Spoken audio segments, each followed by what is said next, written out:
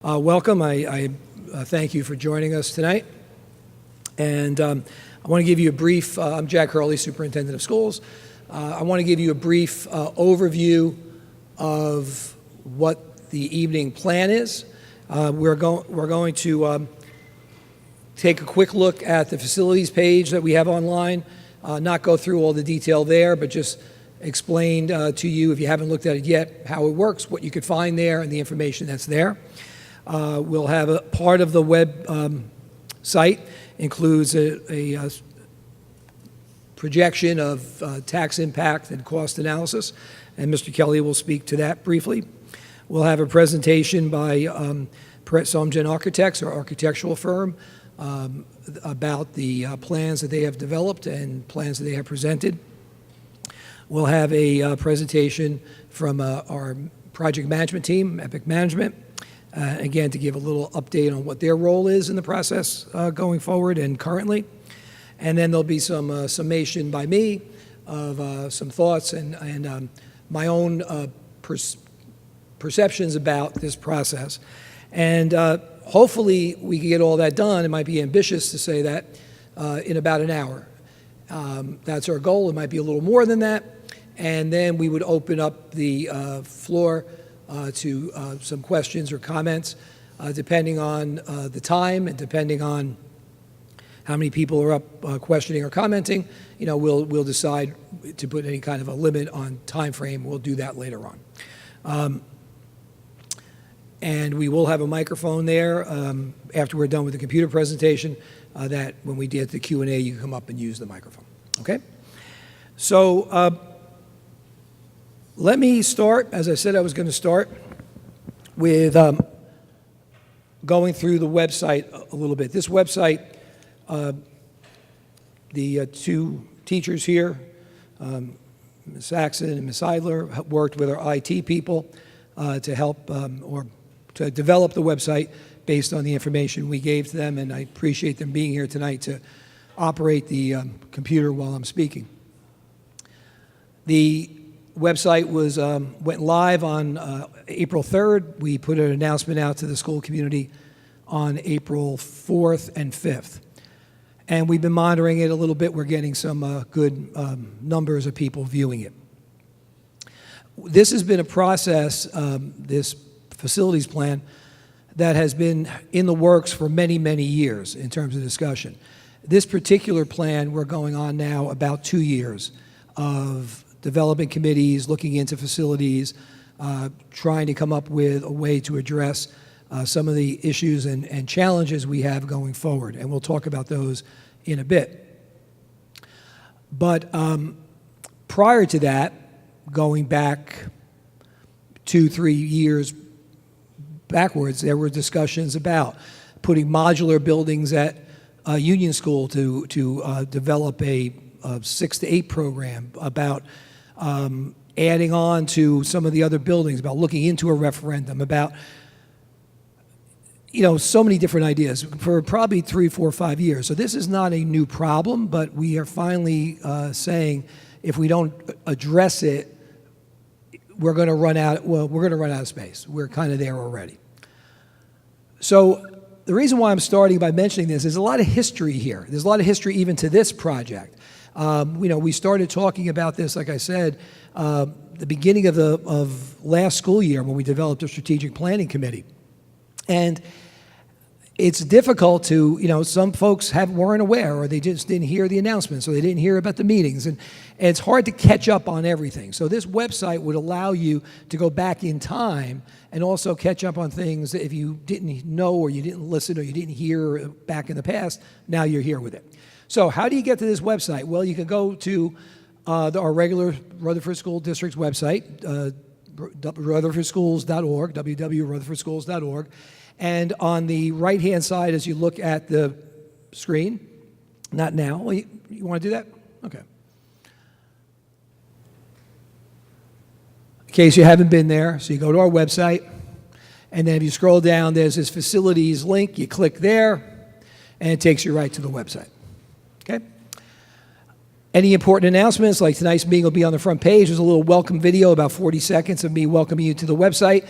We put a little chart there that we'll talk about in more detail later about population, enrollment, growth.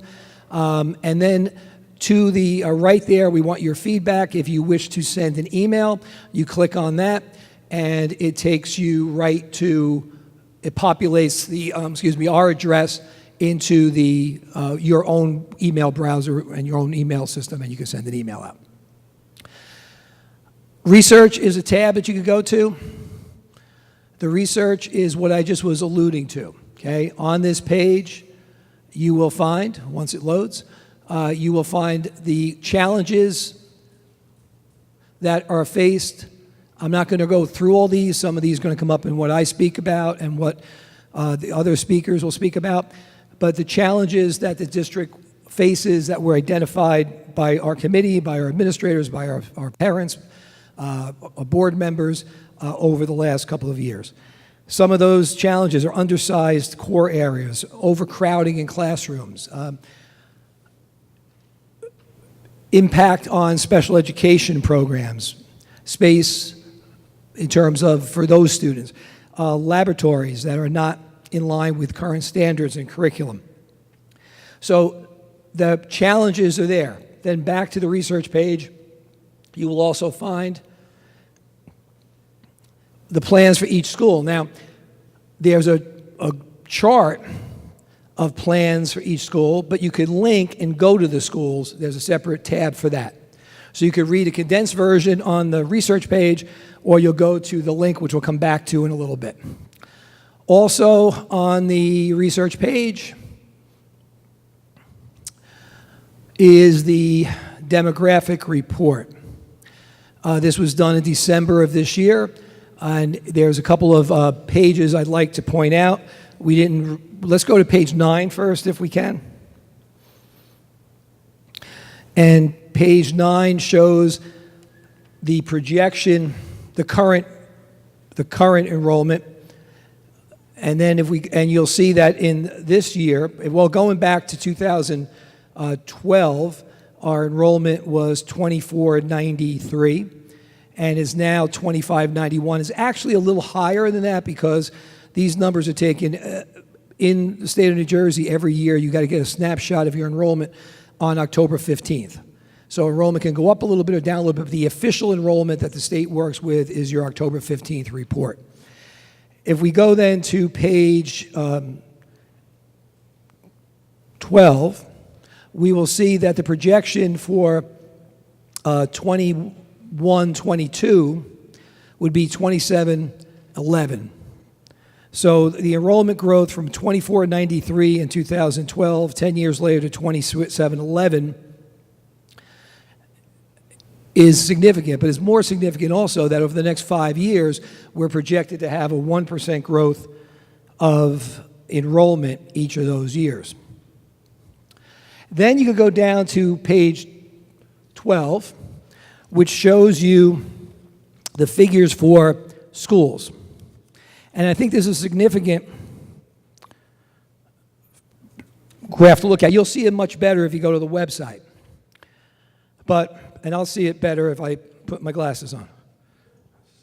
So we should include auditorium lights in the referendum, I believe. But the projection 5 years from now is for the high school to go from 744 students to 765. Union School will actually show a slight decrease from 394 to 385. Pierpont would go from 631 to 660. Lincoln is shown on this graph as a combination with the kindergarten center because that's how it's considered, Lincoln School Annex. But Lincoln by itself would go from 309 to 343, the kindergarten from 179 to 186, and Washington from 334 to 372. You can keep those numbers in mind later when we talk about class size and the fact that we have 85 classes in the district with over 25 students. Our first grades have over 25 each. Pierpont's grades 6 and 5 have 28, 29 students. And if we're looking at adding, and we use every available classroom in every building. So if we add more students in 5 years without adding more classrooms, those numbers become 30, 31, 32 students. There's also something that's not in the demographic report that I want to just mention. That's called unhoused students. Because not only do we have not enough classroom space, and not enough gym space, and not enough lunchroom space, and not enough field space, we have older buildings for the most part. The core of all of our buildings are close to 100 years old. I know we've done some additions down the road, and we have smaller classrooms. So the state of New Jersey has a formula that measures a square foot of a classroom and tells you how many students should be in that classroom ideally. To give you an example, based on that formula with the state of New Jersey right now as we speak, Rutherford High School has 328 unhoused students. Pierpont's got 218. That means those are students who, by the state formula, don't fit into classrooms. Now, they obviously fit into classrooms, but that's why we have 26, 27, 28 kids in a classroom. That's why we have 50 or 60 kids or 70 kids in a phys ed class. So this information, the full demographic report, is there for you to look at. And it does take into account, the demographers meet with borough officials, what are the plans for projects and things like that, and that's all factored in. Also on this page, if you care to look at it, are some of the things I alluded to before, which would be not this page, but this tab. So we go back to the research. Some information that went out in district newsletters, and then some presentations that were done in the past, in February, in January, in September and some of the stuff, if you look at the date of it, you'll see there's been some evolution and some change as we've gone through. But most of what we did is there. Then we go to the schools page. And just to pick on, let's go to Union School, because we're here. At the Union School page, it'll give you bullets of what we're looking at. I'm not going to go through these because I think our architect will be going through these. But you could go and you can see very briefly what's there. You can see where we have some artist renditions of science labs and the facade at the high school and the like. They're there. They are there. And then there's a gallery page. So that's there for every school. And again, I'm trying to avoid some redundancy, so I'm not going to go through the whole, school by school. Our architect will talk about that. But the gallery, I want to look at some of these. That's the facade. We took it from the back of the building instead of the front of the building at the high school. And you can see it compared to the brick in the back. And again, I know it's hard to see here, but go to the website. That facade is no longer something that would be manufactured and is past its shelf life of 60 years. It's a single pane. Kellen could talk about this, but I've heard it so many times. It's a single, what's it called? A single pane. Yeah, see, I'm close to this architectural thing. But I know it's hard to see, but you see those pictures down below? Single pane glass, 60 years old, you can't replace them when they break. So what we have in the high school are glass, plastic, like you see to the left, metal. The one in the middle you'd have to look at is a metal sheet instead of a window. And air goes out and air comes in. So I know it's aesthetically not very nice, but is functionally not very good either. And in the last referendum, the plan was to put a chiller that was going to be big enough that we could put air conditioning into this side when we replaced the facade. I know people saying, oh, what did we think about 15 or 20? Well, we thought about replacing this facade. And and Mr. Morano, the last board meeting, the high school principal, got up and spoke about last year in a windstorm, while a class was in session, a window blew out and went across the room. Then you can see our science labs at the high school. They were last updated in 1975-77, when the conversion was made from an old junior high school. That's the last time we've updated our science labs. Believe me, science curriculum has changed a lot since 1975 and 77. Down at Union School, those are the columns that we're talking about replacing. That's what you see when you walk in the building. When you drive by in the street, it looks nice. We don't have a single science lab in this building. So kids in a small library has become a science lab. So we have one side, we have Z-Space, state-of-the-art technology that's crammed into one half of a library, and the other half is a makerspace, kind of a STEM activity that kids are working in what should be a library. Down below, our robotics team here is 2 years in a row have qualified to go to the international competition. They work in a regular classroom. Hard to see here, but what should be on lab tables is on the floor. There's no equipment other than things that the teacher gets and brings in and stores in boxes on the floor. At Pierpont School, that's the multi-purpose room at lunchtime. Hard to see, look at it online. That's an evening performance in the gym, which holds about one class, 1.5 class of that school. That's the students, about 40% of the students fitting in to see the concert, so they have to do 2 different periods. And that's a classroom that doesn't have any room. And you see how the desks are set up? Because if they were in rows, the kids wouldn't fit. You also, I know people say, oh, when I went to St. Paul's in Jersey City in 1962, we had 50 kids in the class. I get that. It's not 1962 anymore. Okay? And we didn't have special ed teachers, and we didn't have computer carts, and we didn't have all the other stuff that we have now. We have 27 to 29 kids in a class in Pierpont, with the potential for 2 or 3 more per class in 3 to 4 years, and no extra classrooms. Lincoln School, Washington School, mostly are going to get addressed, if you want to pull it up. 2 classes at Lincoln, playground, so then again, a crowded class, the first grade's at 25, 26. The kindergarten center, I know people have questioned about this. Well, before we do that, let's hold off on that for a minute. We talked about the nurse's office. Nurse's office doesn't have a bathroom in it. Imagine if your child goes down there and he's sick, she's sick, he has to go out in the hall to the common bathroom. That's the nurse's office. I don't know if I'd want to feel sick in there. Scroll down a little more. That's the nurse's office, how it looks. In addition to that, we are not ADA compliant. It's the only building without an elevator. I want to show you, there's sound on this, but I wanted to show you, if you can see it, what we would do for a child in a wheelchair. Megan Coy is a supervisor there. She's demonstrating it. And again, we aren't tied into the sound system here with the computer, so we can't. So that is what we would have to put a child or any visitor who is in a wheelchair. They would have to drag that out as a 2-person operation. The child would then sit. You'd have to strap him or her in, and you'd have to lift her out of the wheelchair or make sure her wheelchair fit the weight and size requirement to get into this. Then you tip the child back, and then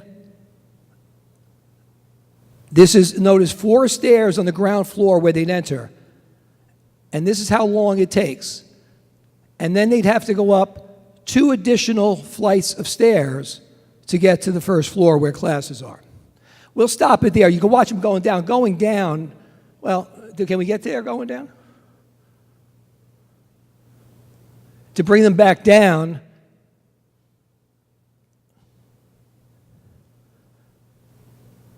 for lunch or to leave the building or to go to the nurse, you'd go down 2 or 3 flights of stairs longer than this in this fashion.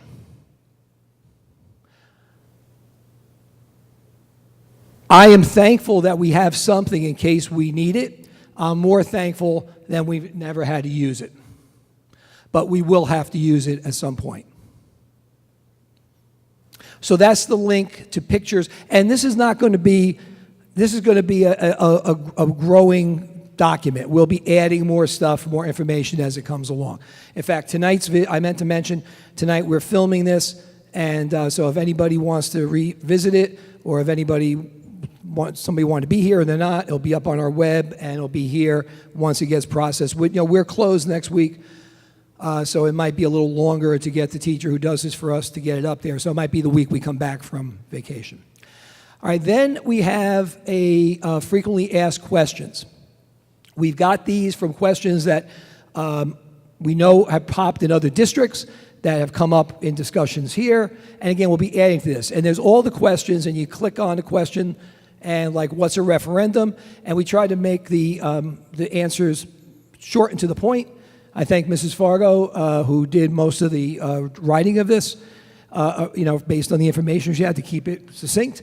A referendum is a direct vote, in which the community is asked to vote on a particular proposal. So we are trying to include things from specifics about plans to general questions about what the process is. And as we get more and more questions, I've been trying to answer them as people email to us, but as we get more and more questions, we will just add them to this page. And then the presentation schedule, well, assuming that we go forward with a referendum, we will be scheduling probably 12 to 15 small community meetings in the month, late August, September. And we'll have meetings in different locations, one in the morning, one in the afternoon, one in the evening. And once that schedule is developed, and it'll be the same presentation every time, so we're trying to make it so that people will be able to hear about this. We are going to be sending letters to we have a list of every civic and community organization in the borough, and we're going to be sending letters to every one of them in the summer, giving them a list of planned meetings to ask them to get the word out to their members to attend. Once that schedule is developed, and it can't be developed, you see right now it just has tonight on there, it can't be developed until we actually plan to go forward and we start meetings. That's where you could find out if you want to see, if you hear we're up and running, we're going forward, you want to see when there's going to be a meeting in the fall, you could check there. Okay? The other tab is the budget and tax impact. I'm going to let our BA Business Administrator, Mr. Kelly, speak to that, and he'll do that right now. And again, I know it's hard to see here, but it's all on the web, okay? Mr. Kelly? Thank you. Thank you. Good evening. The documents I'm referring to are on the website, as you can see right here. And there's also plenty of numbers up here if you're a numbers person. But basically, just to start at the top, the tax impact. Obviously, that's important. It's hard to see here, so let me read through this for you. We've got two different scenarios here: a 20-year bond issuance and a 25-year bond issuance. Assuming a 20-year bond issuance, it's a 3.85% average annual. That's slightly conservative, but it's in the realm of possibility. And just for purposes of discussion going forward, the average the average home assessed valuation is $430,000 in Rutherford. Second scenario is 25-year bond term. The bond interest would be at 3.95%. Obviously, we go out a little bit further, and it's a little bit more expensive. Also, we're assuming the same average home assessed valuation of $430,000, and we're assuming that's consistent over the term of the bond, whichever route we take. So, assuming a 20-year term and 3.85%. And assuming the average home of $430,000 assessed valuation, and that, by the way, is the number that's on your tax bill. That's not what your home could sell for right now, so you could refer to your tax bill to see exactly what your number is, would be approximately $372 for the year in the first year. And that translates to about $31 per month. The average impact over the 20-year bond term would be about $477, and that translates into a little less than $40 per month per homeowner. The reason for the difference in the first year and the average over the life of the term is that we have bonds currently outstanding, and we will for the next 10 years. These new ones, assuming we go forward and it passes and we issue more bonds, will be layered on top of the old ones. So for the first 10 years, we'd have a reduced tax impact for this new issuance, but over the life of the bond term, 20 or 25 years, you'd have a fairly consistent but decreasing principal and interest obligation every year. So that's the standard way to do it, but it does show a little bit of an aberration in the first couple years, but now in the 25-year bond, I know you can't see these numbers, but the first year impact for the year would be about $382 per average household. That translates to a little less than $32 per month. For the average for the over the life of the bond term, 25 years, be $411, and that translates to about $34 per month. I've also shown the numbers up here for $100,000 of assessed valuation, so you can do your own math and figure out what the impact is to you. These are the numbers as the estimate as it looks right now. As we get closer and as things get clearer, this could change. It could go up, could go down. Bond rates could go up, they could go down. But this is what it looks like right now. I will tell you too that we are looking into other sources of funding. Certainly nothing guaranteed at this point, but we're keeping our options open. For example, I went to a presentation by the Bergen County Improvement Authority a couple weeks ago. They are an arm, or they're an arm of the county government. And Bergen County has an excellent credit rating. They have a better credit rating than we do. But they have a program where they can gather together any bond issuances from any municipality or Board of Ed in the county and issue it as one big issuance using the benefits of their excellent credit rating. So we'll look into that. We'll continue to investigate other options. But that's a possibility. If you want to scroll down there. Another important component, which you might not be familiar with, is state aid. There is a state aid program available for school building renovation and building projects. Again, subject to change, but right now what that looks like is this. For new construction, and approximately half of this proposed referendum is for new construction, half is just for renovation of existing buildings. For new construction, the debt service aid, and the way the system works is that the state would contribute annually to our principal and interest obligations. That is subject to their funding. They've been consistent over the last, generally the last 8 years, I think, but even before that, they have different ways to play with this, of course, but they've been fairly consistent. So, at this point in time, we can, with some degree of certainty, talk about these numbers. For new construction, the debt service aid only comes to a little less than 12% of the cost of the projects. For renovations, the number is actually 34%. So you see, there's a bigger bang for our buck, for the community's buck, if we go with renovations as opposed to new construction. The reason for the difference is this.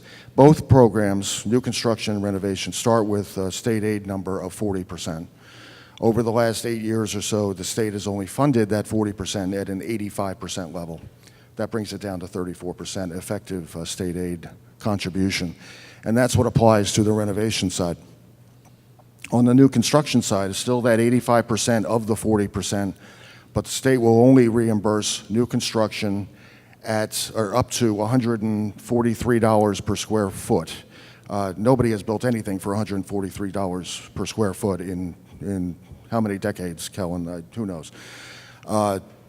The true number is in the $300 to $400 category, so that further reduces the effective state aid contribution that we'd be getting. That's why it gets down to 11.9%.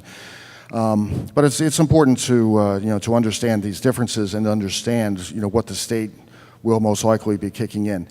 As may be mentioned later, we have submitted these plans to the state, the Department of Education, for their review, and part of their approval, assuming we're getting it, will be an estimate of what they say the debt service aid will be on these projects. So we'll get a better sense of the number then. We can fine tune it then.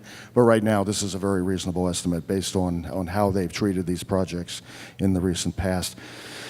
So overall, the local taxpayer obligation here is about 77% of the total project cost. That factors in the 11.9 and the 34%. And the state would be kicking in about 23%. And as I said, the state will make a final determination of the aid amounts, and we should have those numbers in the next few weeks. I think that's really all I wanted to show you. There is, like I said, another document down here Lots of numbers if you're into it, but I don't think we need to go into it at this point. I think that's it. Mr. Hurley, thank you very much. Kelly, if you want to switch the computer, we're going to switch computer programming and so on. We're going to have questions and answers at the end, okay? Just as a point of clarification, not a point of clarification, but maybe embellishment, when we said, when Mr. Kelly said, you know, these are estimates, they're not estimates from Mr. Kelly or from me. We talked to our financial advisor. We have a bond advisement company, a bond management company. We talk to our project management team, architectural team. We speak with other districts that have just recently gone through projects to make a very educated guess, which is why when Mr. Kelly began his presentation, these numbers that he presented, he said they could go up a little, they could go down a little. It would be quite surprising if there was a major, major deviation, because this is an educated guess that we do, okay? So we are now going to move over, and we're going to let Mr. Chapin come up and speak a little bit in more detail about some of the plans. Again, I know some of you have heard a lot of this before, or you've seen it. Some of you might be the first time. He'll review some of the plans, and then Bill Morris from Epic will come up and speak a little bit about their involvement, and then I'll come back for some general remarks about the process. Okay, and then we'll have some time for Q&A at the end. Okay, Mr. Chapin, you ready yet? Do I have to keep stretching here a little bit? Okay, all right. No, I don't. I could play. If someone has the piano, I could. Bill, do you want to go ahead of him? No, that's all right, because we'll go. He's moving along.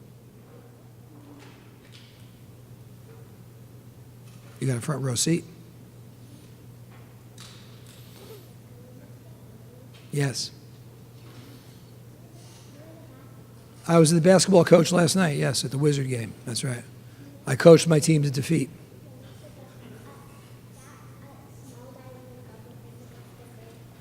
Yeah, well, I don't know. We don't want to say that, no. But yeah, he was interesting, right?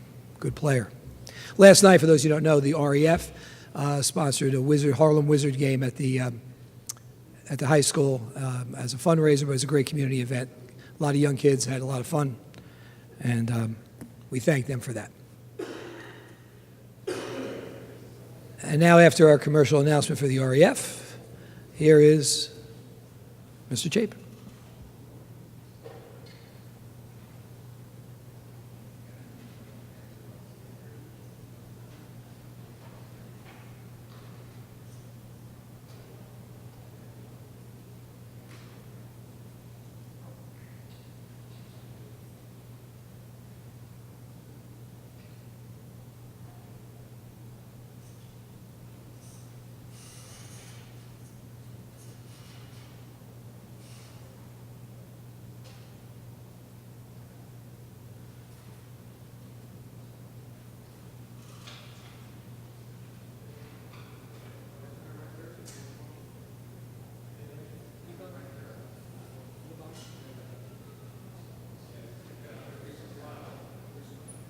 Recent files.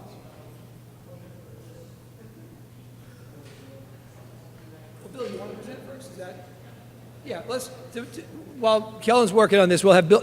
We have a project management firm, and Bill will explain what it is they do. They're this firm that we used 15 years ago when we did the last renovations, major renovations of the building. So it's Bill Morris from the firm. Thank you. Hi, good evening. So my firm, Epic Management, will be performing the construction management services for the project. And there's really three phases to a project, a school project. There's the pre-referendum phase, which is what we're in now. And then there's a pre-construction phase after the referendum would pass, and then a construction phase during the work. So I'm going to really briefly explain what we're doing right now. As the superintendent had mentioned, we've already, I'll call it an educated analysis of the numbers to come up with the cost estimate that's required to be submitted to the state. and that's where the funding is derived from.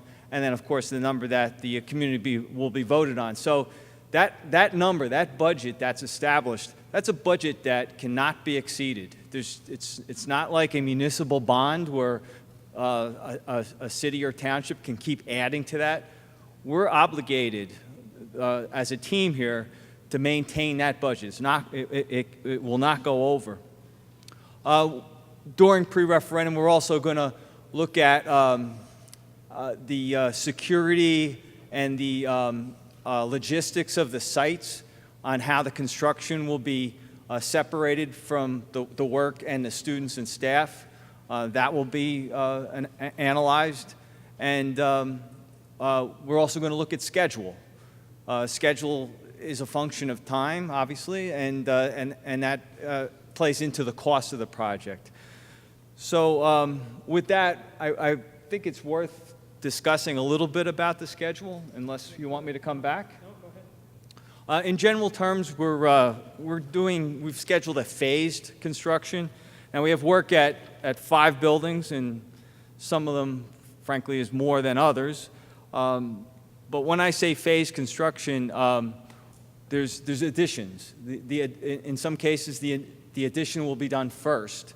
So that will open up new space for the students and staff to move into, so the renovation can be done as a second phase after the students move out of that space and into the new space. I always warn communities that after a referendum passes, that doesn't mean the construction starts the next day. The documents that you're going to see that Kellen is going to present, they're schematic drawings. You can't build from them. They have to be developed. The community hasn't authorized that work to be done.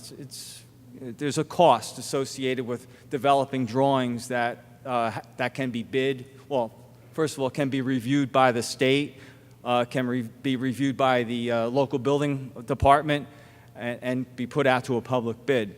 So there is a duration of time before the construction starts. With a fall referendum, the target is always to start work before the summer, the next year. So in this case, the construction work really won't start until summer 2019.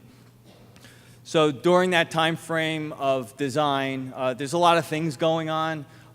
Things that my firm will be doing. We'll be looking at the budget to make sure that not only we're staying on budget, but there's also scenarios where the costs perhaps are a little bit less, maybe, perhaps, that were estimated. There's opportunities to get the most bang for the buck at that point. You want to design within the budget. So we'll be looking at that.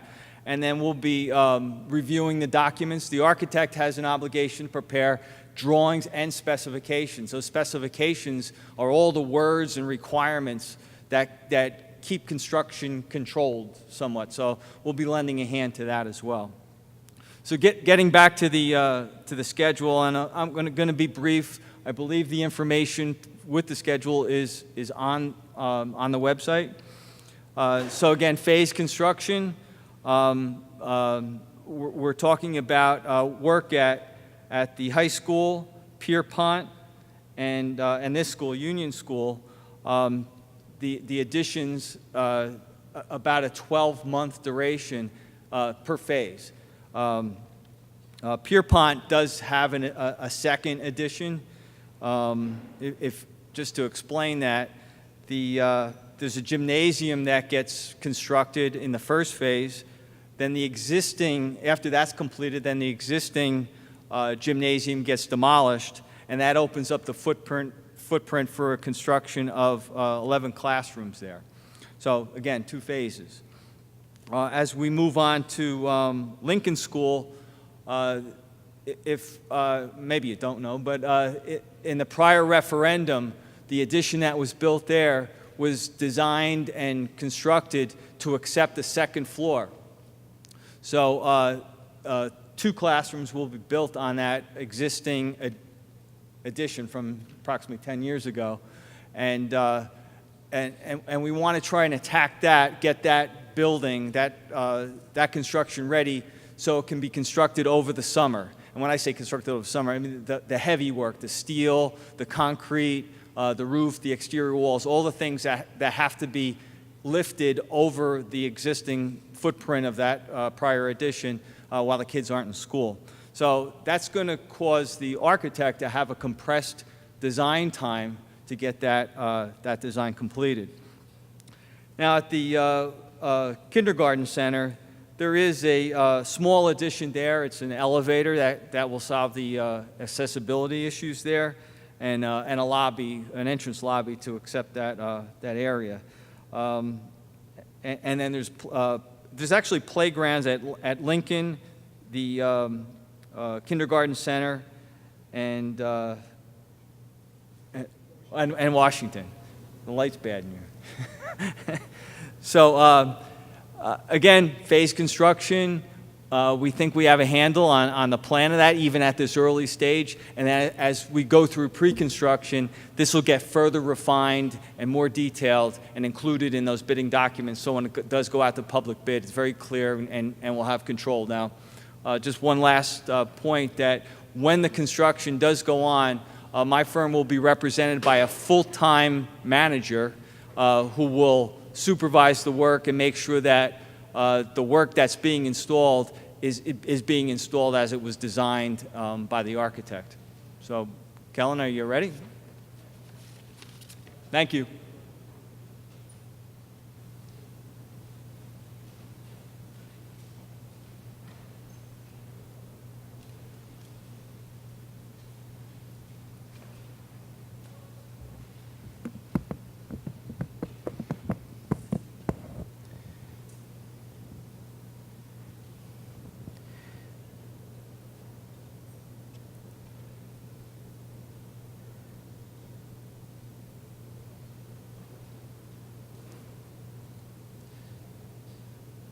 Our technology will eventually work tonight. It affects all of the buildings in the district to differing degrees, depending on how the needs balanced out between the different facilities. This is the order that we're going to use to go through them. In the kindergarten center, the only building in the district that doesn't have accessibility to the main level or any of the levels is going to get improvements that balance that in the nurse's office. In the nurse's office for the accessible toilet, and in the elevator addition to get access to all three levels. It involves AC for the multipurpose room, which needs that quite badly.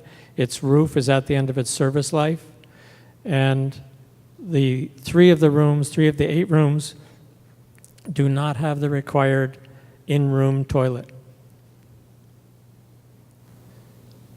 That's the overview of the lot, and you'll see here is the area for the expansion of the playground. The existing playground is in this area, and the addition for the elevator would tuck into this corner on the side of the building with access from the street over here. The 3 rooms are inside, the nurse's toilet on the lower level, playground expansion, and roof replacement. This is the plot plan showing the playground that I referenced, and here is the elevator lobby and elevator against the side of the building. You can come in at street level and go down to the lower level at the all-purpose room, or up to the central corridor on each of the 2 upper floors. This is where the elevator enters the building to get access to this point. This is the nurse's toilet. On each floor, this is one of the 3 toilet rooms, and these are the other 2. At Washington School, we're putting in the new playground for the pre-K, and it's located in this area over here. This is the existing 1 to 3 grade playground area. That's the plan view for where it would appear next to the building. Lincoln School was designed in the early 2000s, to accept a new floor addition. This area right here, this notch in the building, is where the Department of Education would not allow the construction of these 2 rooms in that first cycle when this whole section was added on. So that's the location for the 2 rooms. And the new playground would go on the side of the building to the left. Playground, here's the addition on the top. So we're actually building the addition on the building. There's no change in footprint.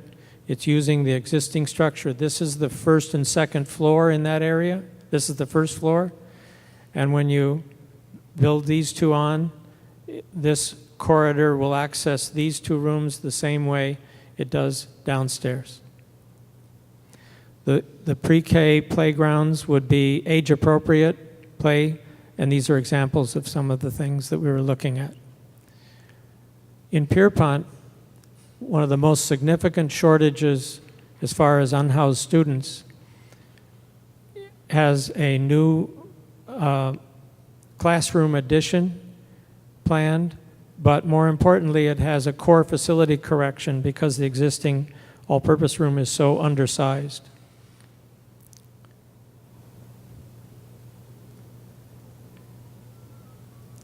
This is the aerial view of Pierpont. This is where the all-purpose room is on the lower level.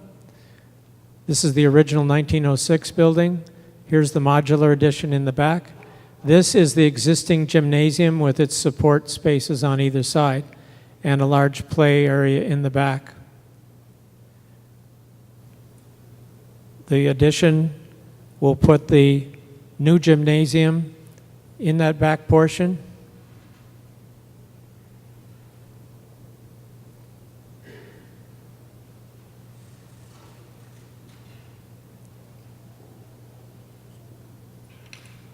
Thank you. And when this is built, the old gymnasium would be taken down in order to make the space for the addition. This is an aerial massing study that's been done showing the original 1906 building. The all-purpose room is beyond over there. These are the modular buildings in the middle. And this is the new gymnasium addition and the new classroom wing addition. These would be sequenced, as Bill had referenced, so that we build the gymnasium first, move the phys ed program from the existing gym into that space, and allow this wing to be built. Here's the dividing line, more or less, between the gymnasium complex and the classroom complex. When it's all done, this would be interconnected to the rest of the classrooms on each of the relative floors of the building. There's also a planned walkway cover to allow this set of rooms to access this wing and become part of that educational section.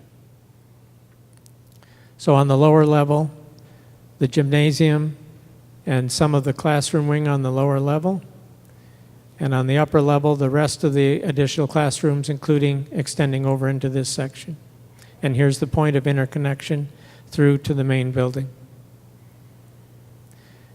In the all-purpose room, this involves the removal of the small stage over here and accessibility changes, toilet room upgrades, and serving line improvements so that it can function properly as a larger cafeteria.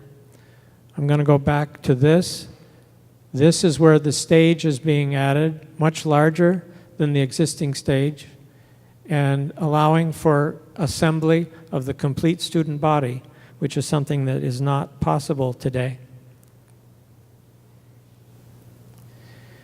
Union School is similarly getting an addition of the gymnasium, sequenced construction again, and repurposing of the original gym, air conditioning in this space we are in, and corrections to 2 issues that Union School is fighting currently, the wood floor moisture problem and the front pediment repairs that were pictured earlier. This is the aerial view. The pediment columns are right here. And this is the existing cafeteria. This is the portion that was added on in the mid-2000s. That's the old gym. That's the place where the new gym would be constructed. And the science learning labs would be put into this section when we're all done. This is the massing study from that, which shows the existing front of the building here, the additions from 2005, and this new addition planned for 2019. Here you can see the blue section is the added space.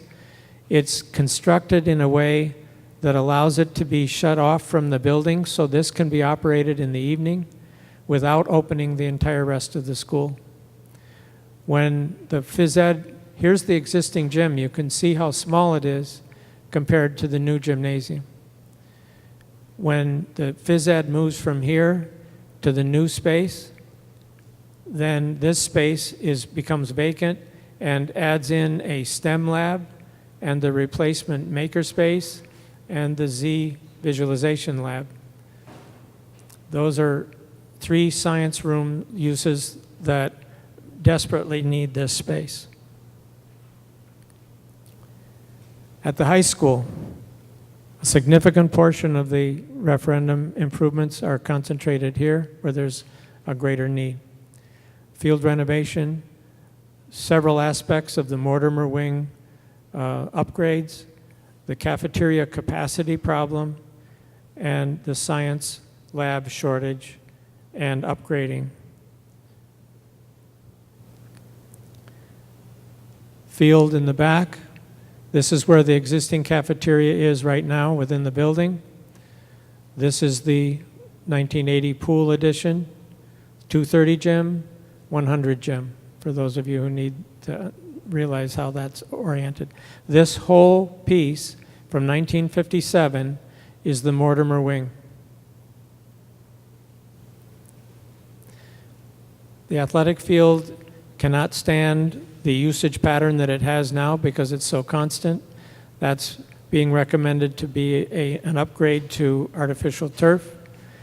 The Mortimer Wing includes energy retrofit, appearance upgrade to the exterior facade, and the changes relating to the cafeteria. In the site plan, this is the 1980 addition and the contemplated addition of the central kitchen addition and the faculty lounge that goes with that. These are currently housed over in this portion of the building right now. You can see the edge of the driveway as it exists today on the field. On that long 57 wing, all of these facades on both sides of the building, around the locker room windows, the gym windows, and along the whole classroom for multiple stories, are all involved in the facade upgrade. That is the existing condition on the Mortimer Avenue side, similar to the rest of the areas, and we had explored several options for new building appearance that are under study currently for a new approach, but it would be with thermally correct exterior and allow for the upgrade of the air conditioning system in that whole section. In plan view, this is the Mortimer Wing, and here is the existing cafeteria with the small serving pantry that is there today.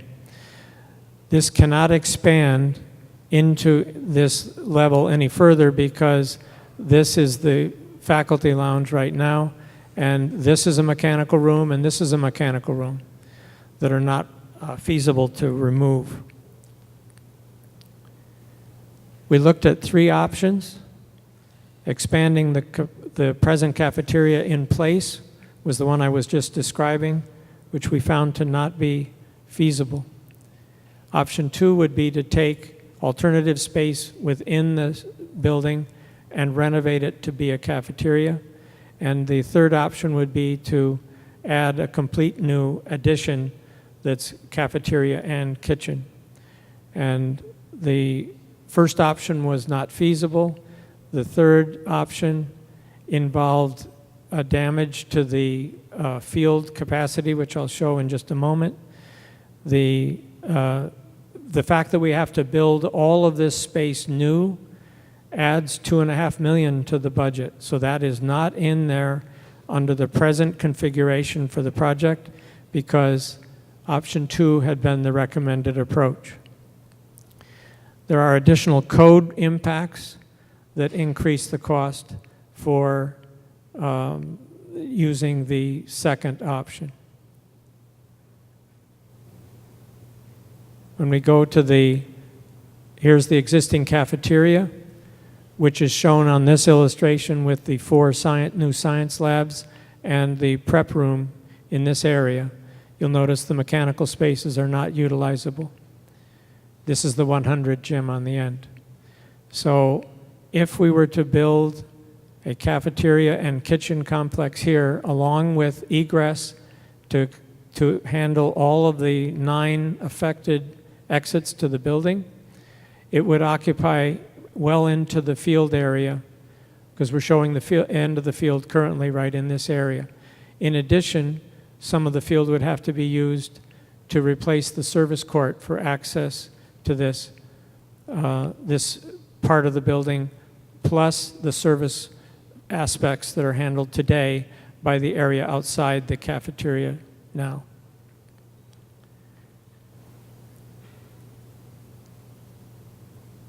So this was taken because the pool was not a curriculum element and there was a significant cost to maintain that facility for the limited use that it had.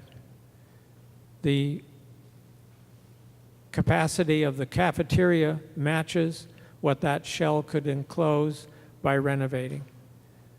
And it preserves the ability to have the soccer field still be feasible as a full-size junior soccer field. It avoids the utilities in the backyard in that service area, and it turned out to be the most effective, feasible solution that had been studied that yielded the new science labs that were needed to correct that part of the instructional inventory. And it was able to be done with phased construction that could keep the high school operating. So this is that space of the existing shell with double serving lines for capacity.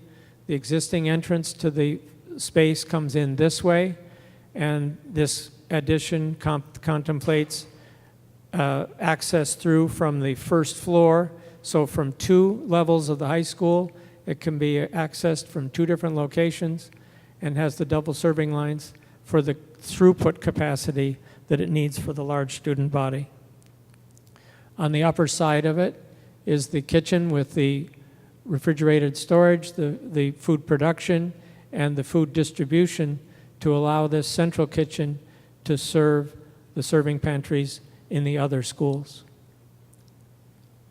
On the lower side, this is the interconnection through to the corridor system by the 230 gym.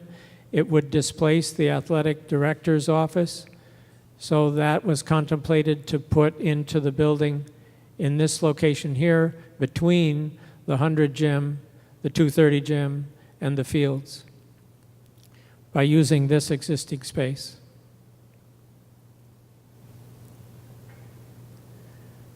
Then within the cafeteria space, once this is vacated to the new area, it can be converted into the science rooms. This is the STEM lab right across the hall, puts it in the area of that, and it has a science faculty support space available from the former faculty lounge. Upstairs, when 4 science rooms, 1 here, 1 here, 1 here, and 1 here. 4 rooms move down and produce 5 rooms upstairs so that the total inventory improvement is the 4 new science rooms plus an additional general classroom on this level. And it can keep the science rooms in operation where they are today while the new ones are being built, and then switch down and create the general classrooms afterward. This is the overall summary of the impact by school facility. It proposes $2.4 million at the kindergarten center to accomplish its list, $200,000 at Washington. Lincoln is $1.3 million. The Pierpont School, with both its gymnasium and classroom addition, is $15.6. Union, with its new gymnasium and the renovations, interior for the new science rooms, plus the significant finish upgrades involved in addressing the wood floor problems, comes to 10.5, almost 10.6. And then the majority, as I had referenced earlier, for the Rutherford High School, $22.8 million. This was the schedule with the phasing affecting several of the facilities. These are the playgrounds at the 3 schools that receive those. And it does show an earlier start on the Lincoln School because of the time requirement needed for ordering steel for that addition. And that's the quick overview, and I'm probably 10 minutes over time. Thank you. You have your pen here, Kellen. Kellen? Kellen? Get your pen here. Okay. Okay, so I'd like to just a couple of minutes to go through a few thoughts of mine and perceptions on this plan, and less about graphs and slides and all that, but talk more and conversational about, or I guess a discussion about why I think we're here and why I think it's apparent that we need to address the issues that you heard about tonight. You know, what is this really about? It's about, first of all, space in classrooms. We are overcrowded. We talked about the demographic report. We're going to get more overcrowded. It is a fact that our enrollment has increased in the last 5 years. We have looked at the demographic reports that get done, because they get done at least every 5 years, going back in time, and they have been consistent. And we're going to be up by about 300 students from in the 10-year period going forward 5 years. That would be like adding another Lincoln school or another Washington school population.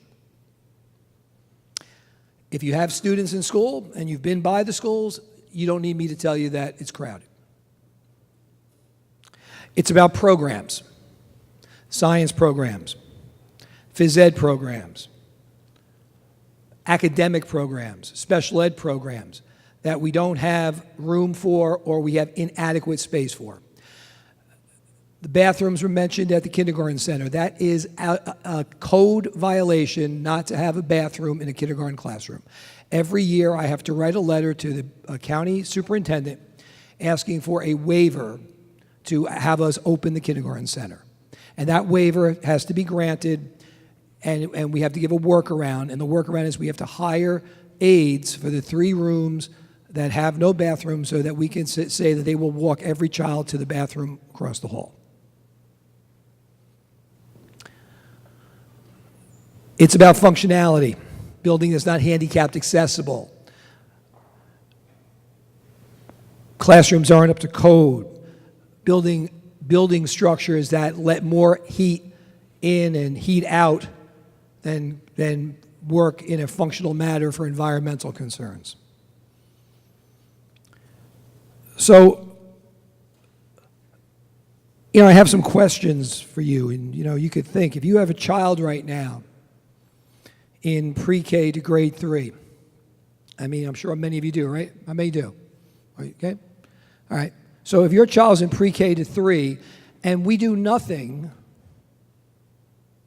I'm not just talking about this plan. If we do nothing, when your child's in Pierpont, she'll have a class of 30 students.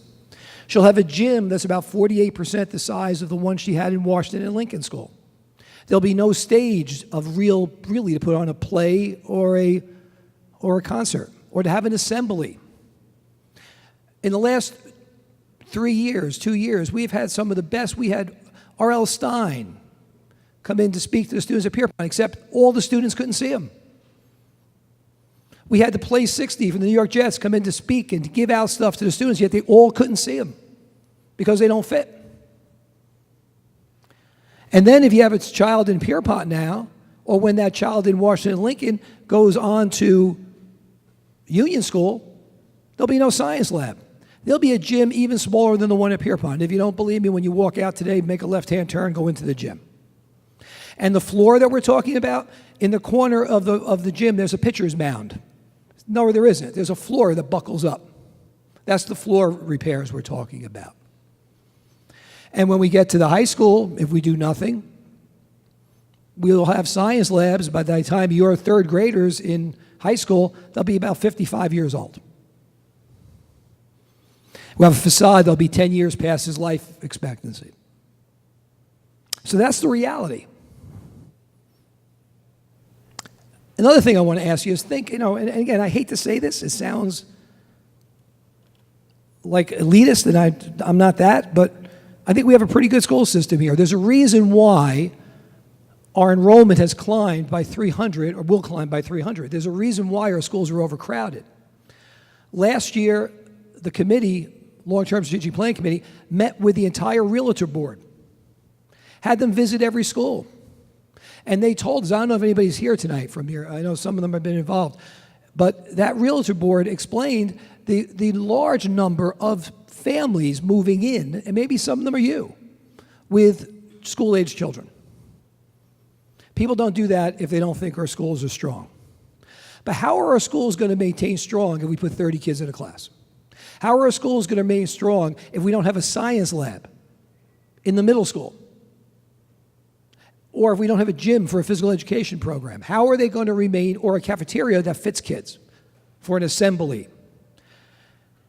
So I'm asking this question to think of a school system, and please don't say it out loud, and please don't say Rutherford, but think of a school system that you think, isn't that great? Maybe you chose not to move your family there because you heard things about the schools. You heard people say things like the classes are antiquated, or the classes are overcrowded, or they had to cut a program because they can't run the elective because they need to put reading or math in that class. And then think about what that community is like. Schools cost the community a lot. Schools shape the value of a community a tremendous amount.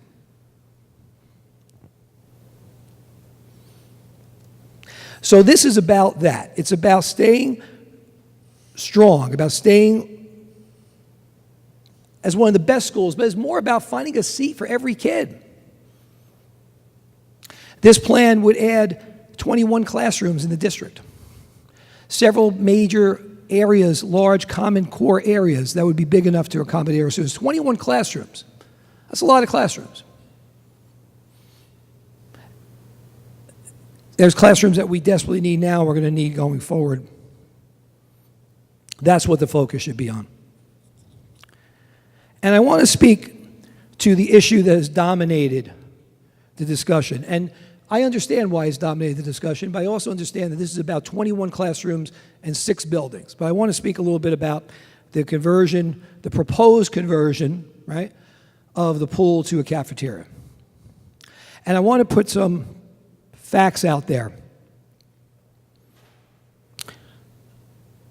Because it would appear to someone looking in from the outside that this is all this project is about. And it's about a lot more. The pool is a large structure on our property, already built, that is maintained by the Board of Ed, but not used for any school activity other than the high school swim team. The last time we ran a class in the pool was 2012, and for the high school students, 2006. I am a member of the Interscholastic Sports Executive Committee. I made a request to find out how many schools in the state have a pool. I was told that there's about 5 to 10% max, with the majority of them down in the southern part of the state. There's been discussion that we wouldn't have a high school swim team. We will have a high school swim team. We currently have a high school bowling team, but they go on a bus every day to Lodi Lanes. We have a high school football field team that walks a mile and a half every day to the Burroughs field. And a baseball team and a softball team and a tennis team and a track team, none of them participate on fields that we own. The only fields that we own, that we own for our interscholastic teams are our gymnasiums for basketball, volleyball, and wrestling.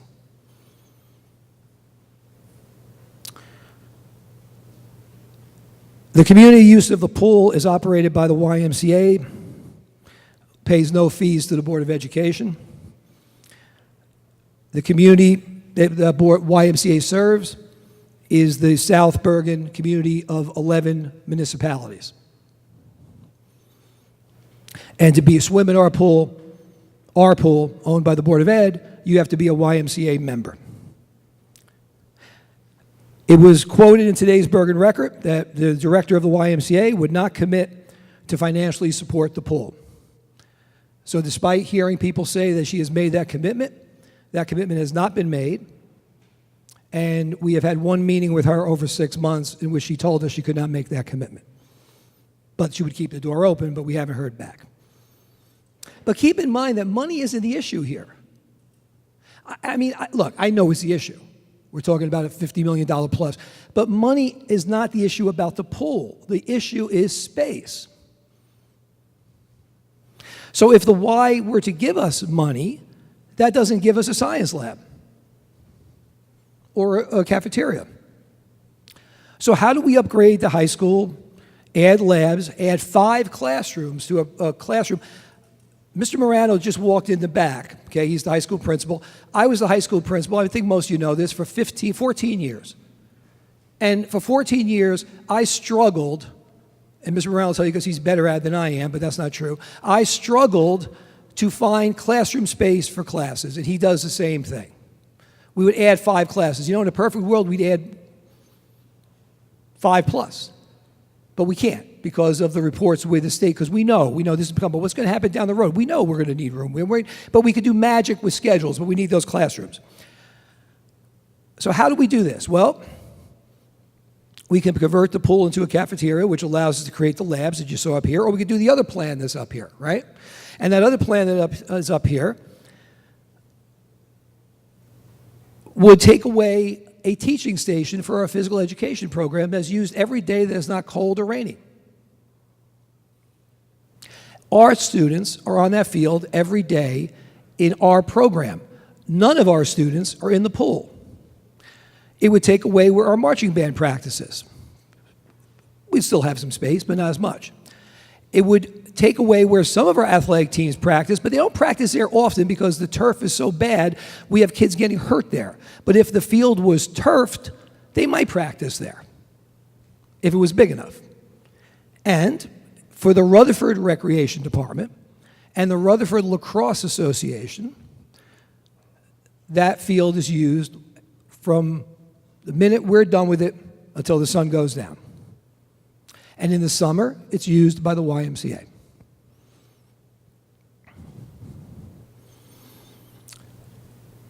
This isn't about a cafeteria, it's about science labs and classrooms. So if we build labs without a cafeteria, why don't we do that? Well, here's the thing. We think of ourselves as an elite district. We think of ourselves as the jewel of Southern Bergen County, yet we have to outsource our lunch for our students to Beckton High School and have them delivered every day.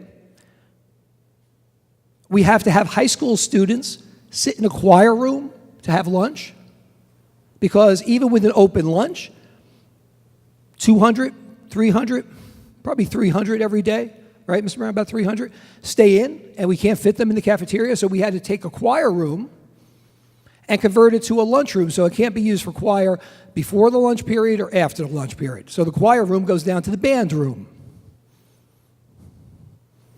And we have an open lunch. We put 500 kids out in the street every day. I don't know how many of you were at our security meeting. It was a very good meeting 1 month ago, short 2 days. It was a good meeting because it was very well attended. There was a lot of good dialogue. We think we had over 300 people there, and there was a lot of good discussion. And the general agreement was the most vulnerable time of any building is when you have people come in and when you have people go out. We do that 2 more times a day at the high school. And let's put aside the most catastrophic thing, somebody entering the building to do harm. Let's think about kids driving cars in all kinds of weathers, kids walking around, kids getting into trouble that kids sometimes get into while they're on our watch, and we're responsible for them. And we don't do this. I remember I was the principal for 14 years. I was the assistant principal for 2, and I've been in that building until I moved up to the superintendent's office since 1977. We've done that because we have no choice. We take that risk every day because we can't fit them in the building. So the plan is so much more than this issue, but I wanted to address this issue. It was said, it's been stated in social media that it's going to cost us $4.7 million to renovate the pool into a cafeteria. That's exactly right. What it doesn't say is if we build it on the pack field, not only do we lose the field in the staging area, the parking area, the delivery area, but we add $2.5 million to that 4.7. So now it becomes 6 point, I was an English teacher, 6.2, right? And Mr. Kelly explained to you, and Mr. Kelly did not explain to you, Mr. Kelly reported to you what the state and the financial analysts have told him is that on new construction, you get 12%, right, compared to 34%. So that extra 2.5 on top of the 4.7, a lot more of that is passed on to the taxpayer.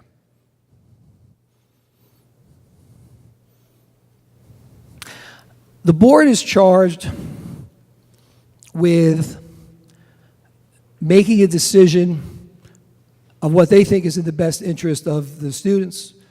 They haven't made that decision yet.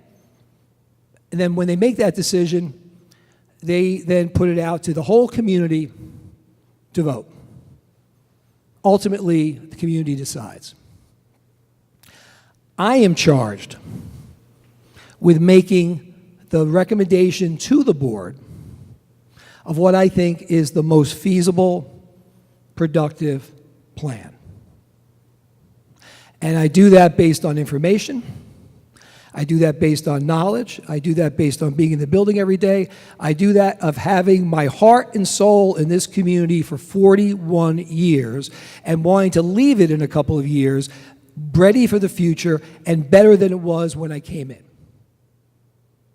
So that's the recommendation that I'm putting forward, not as a board, not as a final decision, but as the superintendent of schools, because nothing is perfect. But my obligation is to the students of Rutherford School District. So I just wanted to point out some of that information. And I wanted to speak openly and honestly about my thought process. So, in the next, we don't know, we're at the state's mercy. The next 2 weeks, 4 weeks, 5 weeks, any guess, Kellen, when it's coming back?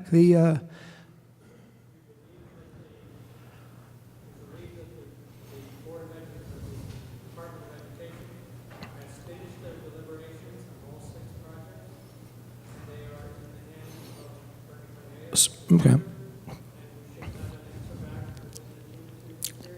Okay, so in 2 or 3 week period, we should get back from the state whether or not they approve the plans, because it has to have educational adequacy. It has to meet certain standards. You can't just say, I want to, see, it's not like you own a home and you want to do, you have to get things approved by the state and show evidence of why you need this educationally. And then we also would get the estimate that we put up before. We'll get the actual number about what they would give in terms of debt relief. And once the board gets that, then comes a time for some deliberation, some discussion, and a decision about what to do going forward. So although there's no decision yet,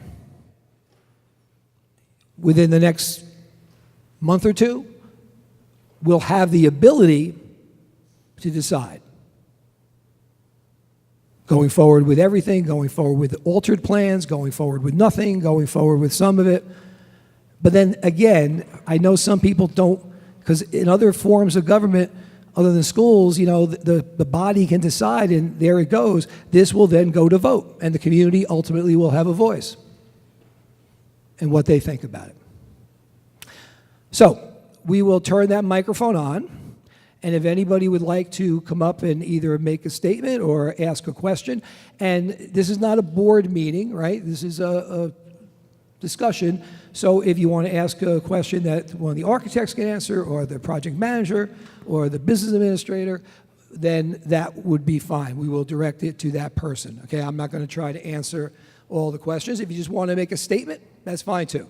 So if anybody's interested, if you come up to the microphone, we'll go from there. Oh, is the mic on?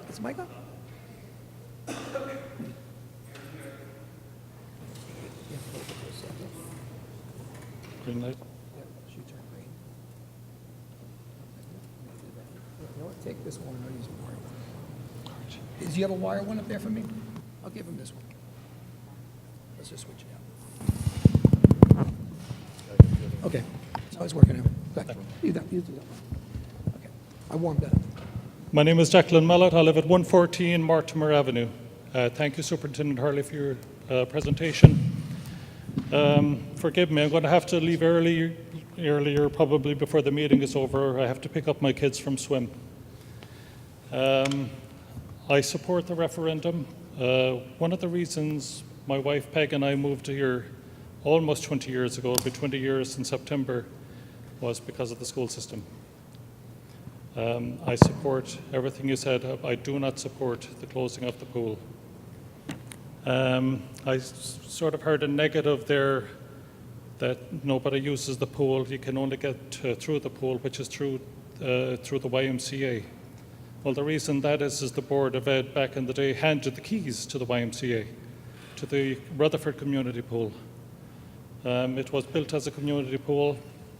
I think it can be, I can see a lot of future with this pool if it's opened up to the community. I will not support the referendum if the pool is on the ticket. Thank you. Thank you for your comment. I don't think there's any comment, right? Anybody else? Come on up. And if you would, I failed to say, it would be good if you did state your name as the gentleman just did. Good evening. My name is Mike Lazzara, former Rutherford Bulldog. I swam for Rutherford High School from 2005 to 2009. Thank you, Mr. Hurley, for being a principal. I want to point out a couple of things. The YMCA was running the pool since I entered the high school. As you can see, there was some neglect there. But this is a great swimming facility. It's a 25-meter pool, and that's rare in the state of New Jersey. That puts our kids at an advantage. There are high schools out there that are looking for pools. And we have a pool, and we're going to cement it. Mr. Hurley, you mentioned today that there's space. We need space for the kids. Well, I see opportunity. Is anybody familiar with Union City? Anybody know Union City? Raise your hands. Okay, Union City High School, way overpopulated. You know what they did? They built within Roosevelt Stadium, built a huge high school, and on top of the high school, they put a football stadium and a baseball stadium. That field could be used to put another building there for a cafeteria, science labs, and the field on top. There is no reason why the pool needs to take a hit. The swim team has consistently brought championships in since 2008. This is something I followed. I'm a Bulldog until the day I die. And the fact of the matter that you want to take the pool out to provide for the kids are important, but there's another way of doing that. There are USS teams looking to rent 25-meter pools, and the cost per swimmer is $2,500 a year. Now you're saying that the pool just sits there and hemorrhages money. Well, why? Because the YMCA has been in charge for years, and this marketing pool is not helping. I can tell you that there are teams out there looking to rent high school, club, and even intermediate swimming. Nowadays, water polo is becoming a popular sport again in New Jersey. There is no reason why we can't have the pool there and supply that, another sport to the school system. We need to take advantage. The swimming pool is a resource, not a money pit. Thank you. Thank you. I'll let Mr. Morris from Epic, they manage the Union City project. They built it. You want to comment on that, about Union City? We actually built that Union City High School for the state. It wasn't for Union City, it was for the state. So the state actually paid for that. And as you had pointed out, there is no space in that community for fields. So they did, the state elected to build a football field, a baseball field on the roof of that building. That was, I think it was 10 years ago, probably, and it was close to $200 million. It was very expensive. I've never done it in any other district. I don't believe there's any other district in the state, and the reason for that is it's just far too expensive. So if that's a solution, this referendum would be, I can't even imagine what the cost would be. I don't think it could be supported with that cost. Thank you. And Roosevelt Stadium sat, I think, about 8,000 people. It was probably bigger than Tryon Field in terms of the space you needed. And as I pointed out before, you also have to have educational adequacy where if you build a building, you have to have we need space, but we don't need a building the size of our back field to support the other field. But I had heard about $200 million in 2005 money. Right. Next. Mr. Helly, I have to say that during the last Board of Education meeting, I should have bet money with you because you had the challenge to speak only for 15 minutes. I would make a lot of money today. You would have paid a lot of money, yeah. Mr. Helly, we have no doubt, and I speak on myself and almost every resident here, that the schools are in your heart. We have no doubt that you're trying to do the best for our kids. You've been here much longer than me. I moved to this town in 2001. I think our disagreement is how we get there. I personally, and most of the group I work with, are supportive of the referendum. We need better classes. We need better STEM. I'm an engineer. There is no one who will appreciate science, math, and technology more than me. Again, I guess our disagreement is how we get there. That being said, allow me to quote Mr. Chabin from the last Board of Education meeting. He said, the too large gym takes up, I don't have my glasses, takes up the most significant remaining open space. Have we considered using one of the gyms as a multi-purpose room? That's one choice. Have we considered converting one of these two gyms into a cafeteria? Now, Want me to answer that now?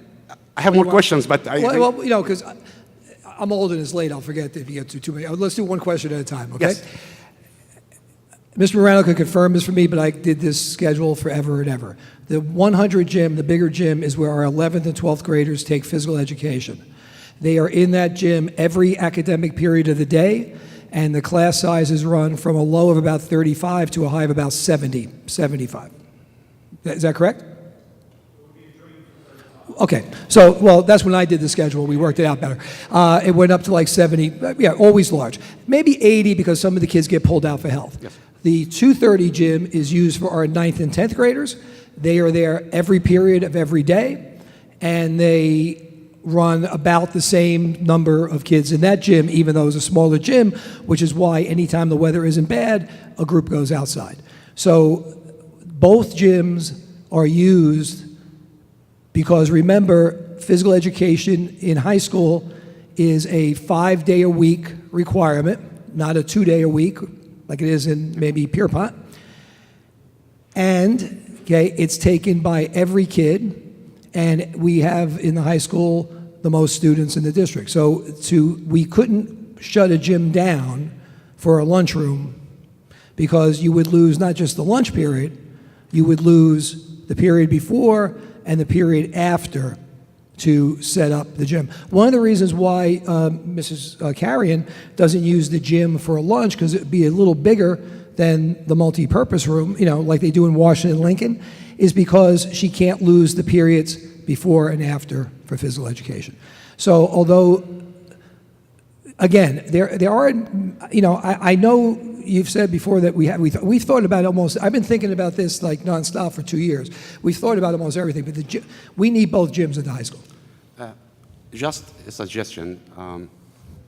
The current referendum, we're spending almost $5 million on the pool, like you rightly said. We're taking away a resource that will cost an average $15 million if we wanted to build that pool. And that's an average. I mean, that's not even paying for the land. To my knowledge, the new Y swimming pool cost about $15 million, more or less. So we're spending almost $20 million to build a cafeteria. If we were to hire 1, 2, 3 janitors at $40,000, $50,000 a year, you know what? Let's give them extra money. $70,000 a year to work that 1 hour or half an hour for lunch, to set up the table for the kids and move it after like it's done in Lincoln School. I'm only asking for half an hour. I can imagine we can't spare half an hour during the school day or 40 minutes for the lunch. If you do the math, Mr. Hilley, if we hire 2 janitors at $40,000 or $50,000, probably after 385 years, that will cost us not even close to $20 million.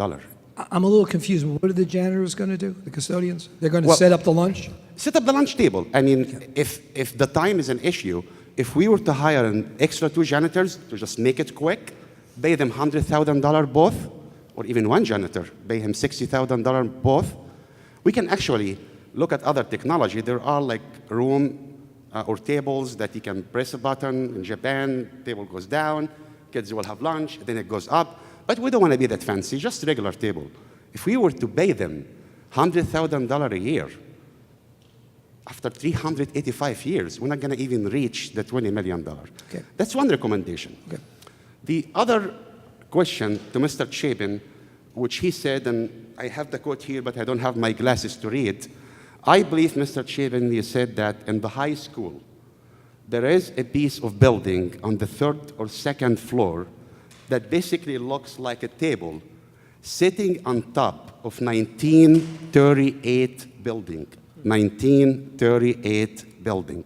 My background, by the way, is engineering. I've studied civil engineer overseas, but I graduated here with different degree. I can imagine if we are able to build a 3rd floor or 2nd floor on top of 1938 building using the new technology by basically having look like a table. Basically, it looks like a table with 4 legs. I can imagine we can't do the same thing on top of that swimming pool, assuming we can't use the cafeterias. Can you please comment? The 1938 building, the section that was built over on top of that, was actually a relatively expensive solution for a limited amount of square footage that was needed on that upper area. So it was the best solution available at the time, but it was more expensive per square foot than if we hadn't been able, found an alternate to that. So the feasibility may be there, but not at a practical, approvable cost by the Department of Education. Mr. Hurley, what was it, $143? Joe, you said, is what they approve, and it's really a cost of $350, $400 a square foot. So 300? Right. So if I do some exotic solution like that, I can create space without a footprint, but at a very high cost. In the Lincoln School, we're building on top of the building because it was designed to be done that way. Yes. The column stubs are already there, ready to hook on the next. So that's what made that a practical cost. It had been pre-thought. So the high school, the volume that's involved in the pool building, to build a building up on top of that would have tremendous seismic design complications I that would understand. make it an expensive way to build. And when you build a large assembly space in the air, you have to build a lot of egress stairs to get down out of that space Yes. for a group of people. So the stairs become very, very expensive elements too. Can you use different technology, like building a parallel foundation? So instead of actually going through the building with the beams, just build or pour a parallel foundation next to the current walls. I've seen it done in so many places. That's one question. Second question, when you say the cost, how much are we talking about roughly? Are we talking $100 million? Are we talking $10 million? Talking $20 million? Have you looked at it, how much it will cost us? We looked at the most effective solution, which cost $2.5 million more when we analyzed it, to put the building on grade. To put it up in the air, I'm sure I would be increasing that number, but I can't tell you a specific figure right now. I do know that the foundations for the existing foundations for the pool would likely not support the additional space up on top, too much weight. I agree. Is that something you can look at it and come up with figures? Maybe the residents are willing to pay this money. We actually looked at quite a few options because the available space at the high school is so limited. We looked everywhere we could to see if there were places where we could put conditions. But the science rooms as a block create a lot of new space. The kitchen is a large function that has to be in one place. The cafeteria is a large group, and so these are big uses and not little pieces that can be tucked here and there in corners. Another factor to keep in mind for any revision to the plan or plan that would involve maintaining the pool, the board, and I can't speak for the board or for future boards, but the reason why the pool was given to the YMCA in terms of a lease was due to the high cost of maintenance. Not just, we do the maintenance now, but staffing and managing a pool. So I don't think the board would ever want to get back into the pool business. And in all these additional costs, I failed to mention, I think before, that we would need, based on both EPIC and PSA's analysis, and also a conversation with the Y, about $1.2 million to upgrade the pool. Okay. Directly into the pool. So 1.2 million? And that would be for and he could explain more detail about the wrap outside, the roof, the ventilation, the boiler, and so on. And we went over this before in other meetings. And again, I think when you look at what can be done, what possibly conceivably can be done, you also have to look at the feasibility and the practicality of cost. So 1.2 million to give, and I don't mean this to sound as costly as I'm sure it's going to sound, but to give the Y a better pool, that's a lot of money for the Rutherford taxpayers to pay through a school referendum. So these are all, when we looked at different scenarios, the concept was to come up with the most feasible, and feasible means functionality of the school, budget, cost, time, state approval, all of the above. And what you saw up here a while back was either do nothing, build on the backfield area, or do the plan that we've been debating here.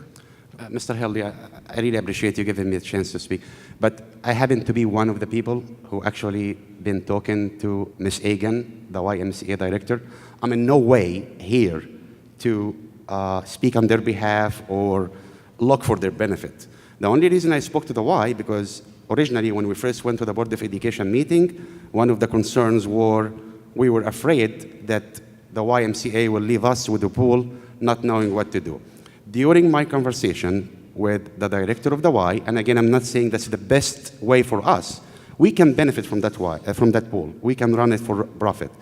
She said, if the Board of Education commit to a long-term plan, meaning 10 years contract, 5 years contract.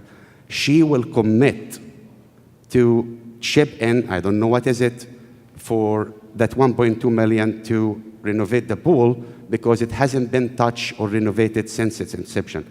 Now I have to put myself in their shoes. If we give them 6-month, 1-year contract, they're not going to spend 1.2 million to renew the pool.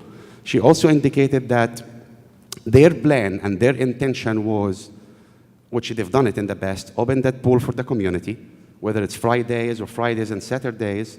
The recreation department use it during the summer.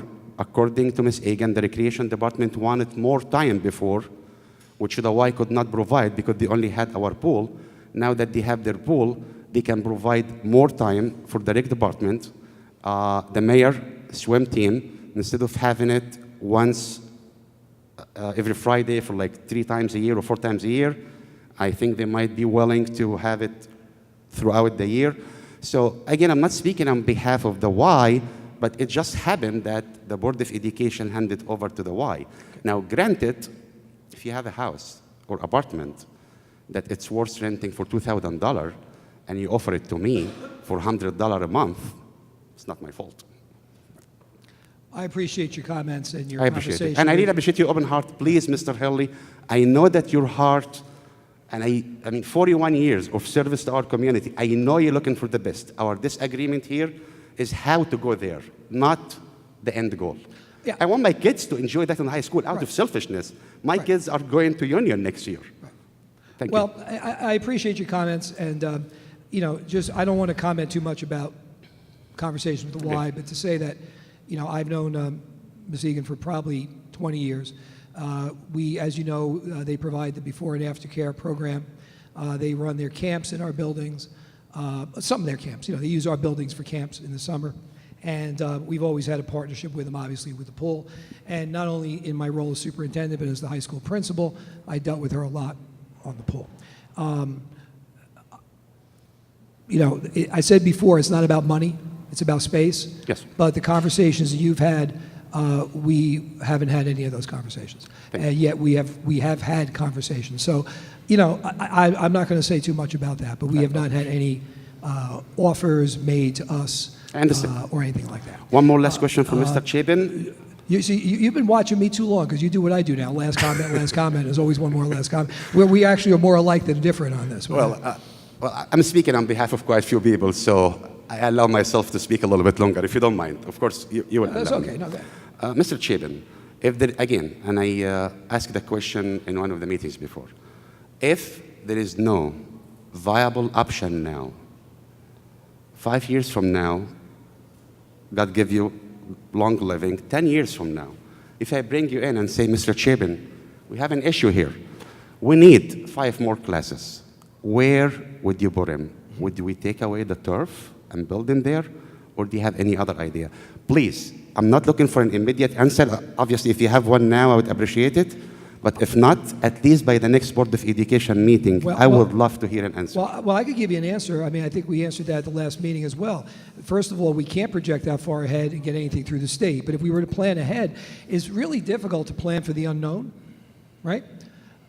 So 5 years or 10 years from now, maybe we're having, well, we, with me excluded, are having a meeting here in 10 years talking about why are we losing the backfield? Why are we looking to buy property somewhere? You know, if you read the paper, I mean, North Arlington is looking to buy Queen of Peace. Yes. They are a tiny little high school, right? And they desperately need space. They didn't know, no one knew. The kids who went to Queen of Peace and the parents didn't know Queen of Peace was going to close. They didn't know. So, you know, I think when problems are confronted, look, I was the high school principal. I worked with Epic every day. I mean, the guys who were in my building, you know, we don't talk to each other, but in our heads we do. We you know, hey, I haven't seen Bob in years, that kind of thing. I worked with Kellen every day. We thought, based on everything we knew, that we were going to be good. Well, we were good for 12, 13 years. We couldn't project the kind of enrollment. There was a time, I mentioned this before, not that long ago, that we thought enrollment was declining. But we, you know, but we've made some changes, not just in the schools, but in the borough. I mean, the Ledger said that, well, I think we were in the top 7 or 6 communities of growth in terms of people moving in the state. Think about what we've done here. I know there's people who say, well, what am I getting for my money? That kind of thing. Well, every kid has a Chromebook, right? We started a full-day kindergarten. You see the debates that go on in other towns when full-day kindergarten start? They got layoff teachers are going to do this, they're going to do that. We started preschool, right? We started an 18 to 21 program. We created a middle school curriculum that has stuff that high schools have. And we've done all that without any increase other than the allowable increase in the budget. So what I'm saying is, we do the best we can with what we have, but now we're at a point, I can't project. I don't think anybody here can project. I don't think you can project what may happen in 10 or 15 years, but we have a pretty good handle on what's going to happen in 5, and we know absolutely what's happening now. And that's what we have to deal with. So, yeah, I do, remember I said a long time ago, because when I was speaking, I've been here my whole life. I want to leave this place better than it was, right? But I'm a realist. It might be better for a few years, and then something comes in that we didn't expect, and we have to deal with that conflict, that crisis, that challenge. But in the 41 years I've been here, we've dealt as a community with lots of challenges. And the reason why I think we are who we are is because most of the time we get through them and we do what's for the common good, which means there's no way that whatever decision gets made that everybody's going to be happy with what they got.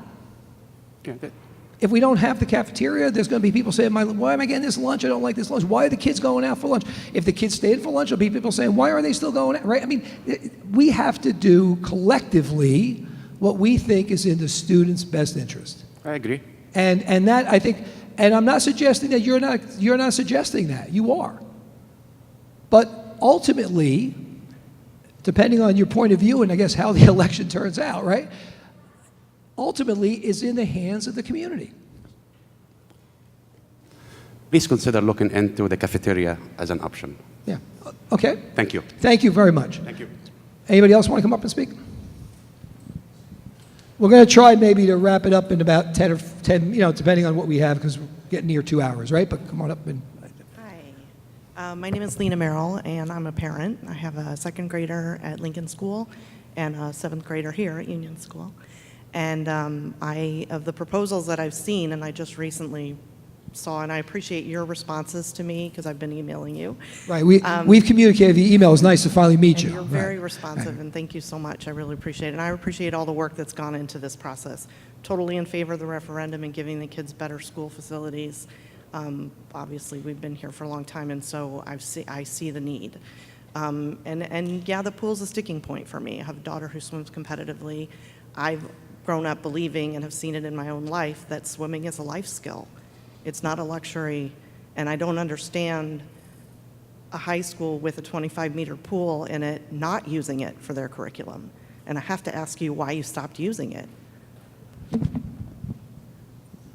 Maintaining the pool and using it for our curriculum meant that we had to hire lifeguards.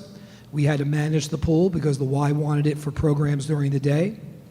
We had to have a pool manager, an assistant manager. We had to schedule guards around the clock, even for classes. We had to have teachers who were WSI certified, and if they didn't have that, we either couldn't hire them, all of our phys ed teachers, or we had to send them out, okay?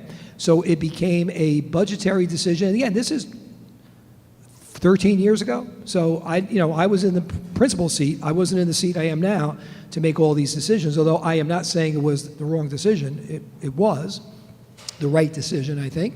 It was a cost issue with the pool, and it was also a program that created a lot of staffing issues and the like.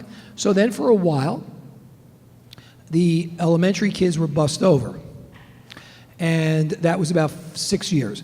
And they were bussed over for swimming. It created still this lifeguard issues. There were times we had to cancel classes because we couldn't hire a lifeguard. There was nobody available. It created busing issues. It created security and safety issues of bringing kids across town. It had the little kids in the locker room that was being used by high school kids, and even though we tried to stagger it, there was at least once or twice a year where there'd be some kind of a problem, right? But there also became, And a previous administration cut back on science and cut back on Spanish, eliminated world language in the K-3 level because, K-5 level, because the schools were differently organized then, because we didn't have time in the day because we were busing kids across town for swimming. So between cost and state mandated curriculum, we get evaluated by the state every year. There's no evaluation for swimming. If we don't have Spanish, if we don't have science, we become a failing school. So those are the reasons why the decision was made. I mentioned before, and I don't like to personalize things, I personalize my feelings about this place, right? But I have no argument with swimming. My daughter was a competitive swimmer. All through high school, had the opportunity to swim in college, but chose to go to a bigger university and swam on their club team. She was a lifeguard for 9 years. And I say this because I know, appreciate, and respect the sport. And spent lots of hours in very hot pools watching my daughter swim.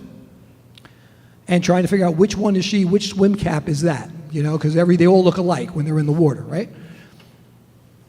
But I also know what my responsibility is as superintendent. And I have to put forward the plan that I think is the best. And I also know, and again, I don't like to personalize it, but my daughter went to the local Boys and Girls Club, and that's where she swam. And I also know that the state of New Jersey held their sectional championship meet at the YMCA this year. Not our pool, that's 25 meters, at the new pool, that is 25 yards. And the league that our swimmers compete in held the league championship at that pool.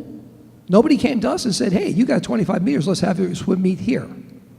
So I'm looking, and again, I don't want to turn this into us against the, we have a great partnership with the Y, but this is their program in our building, and now we're talking about spending money to build a building. We have a building that somebody else is using. I don't know, if I had a border in my house and I needed to put my daughter or son up, I think I'd tell the border it's time you have to go.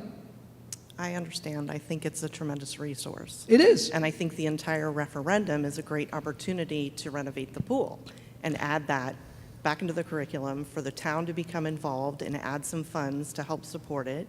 And you can still have a partnership with the Y if you want it, but it's not the Y's pool. Right. It's our pool. It's the town's pool. It's the school's pool. And I feel like option 3 of what I've seen is the best option. Okay. If I have to choose, I feel like there has to be a fourth better option out there somewhere that we haven't come across. Well, I wish somebody could find it for me, but yes, but I would I love- appreciate your comments. Yeah, so that's my opinion, Okay, and thank thank you you. for your time. Any last comments, questions?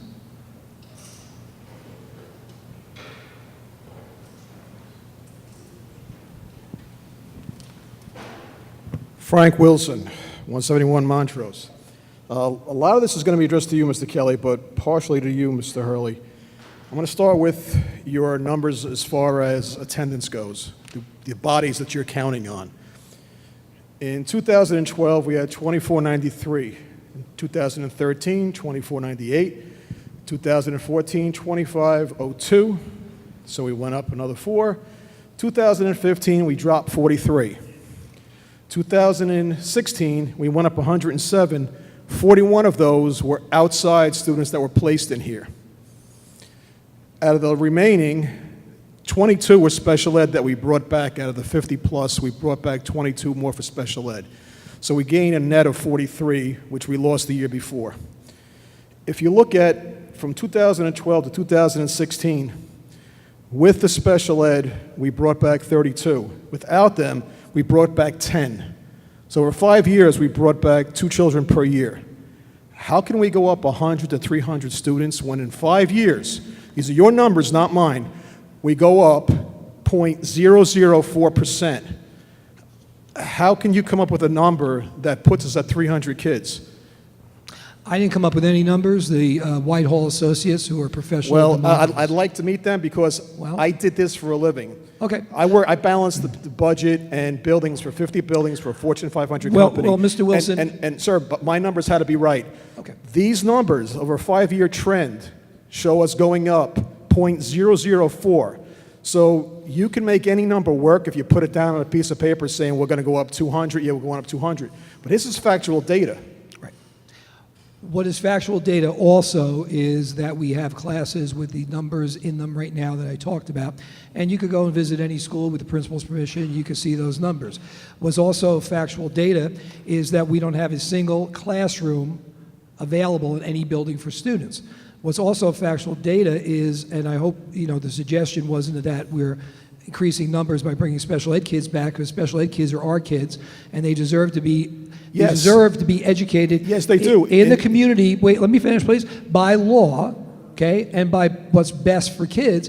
And in bringing those special ed kids back, we took conservatively $4 million out of tuition payments that we were able to reallocate to the budget, which is why we were able to give our kids Chromebooks and things like that. But the numbers that you refer to, do you want to comment on that, Mr. Chapin? It looks like you want. The numbers you refer to, I can tell you that in all the years of checking demographers' reports, it is rare that they're off by more than 1 or 2 kids. And I can also tell you that we met last year with realtors from just about every real estate firm, brokerage here in the borough, and they all confirm about the people moving in with families. My turn. We have 44 houses currently on the market, 77 that are in foreclosure or pre-foreclosure currently right now, so it's 121. Check it, okay? Okay. Your numbers here, yes, I agree with the special ed, but isn't there a building dedicated to special ed? The law requires that special ed students are in a integrated program with And regular ed kids. that's fine, but with special ed, you're still at 1.3%, 32 children over 5 years. You folks are saying 300. Even with special ed, we're at 32. So the 300 fear-mongering number you keep spitting out is incorrect. Your statement, as student population continues to grow, class sizes are becoming larger. Excuse me, but 0.004 and 1.3 is not astronomical gloom and doom 10, 20%. So before you start quoting these numbers, these are off your budget reports. Where did you get 1 to 300 people? We're There's talking only 5 years out. There's aren't we? 121 houses that could come in here. If there's 2 per house, which it's not because a lot of these are 1 bedrooms, you're still not at your numbers. Okay. Well, I'll. So that's one. Okay. Second is the $400 and something thousand you're using as a mean to say what the taxes are. Again, this is from the state of 2016. The detached mean average house was 506,579. There's 3,900 of those. The townhouse or other attached unit is 574,000. There's 163 of those. The 2-unit structures is 419,000. There's 1,442 of those. The 3 to 4 unit structures is 534,000. That's 456. Now comes where your number drops the number down. From 5 to 50 units is based at 241,660. There's 1,283 of those.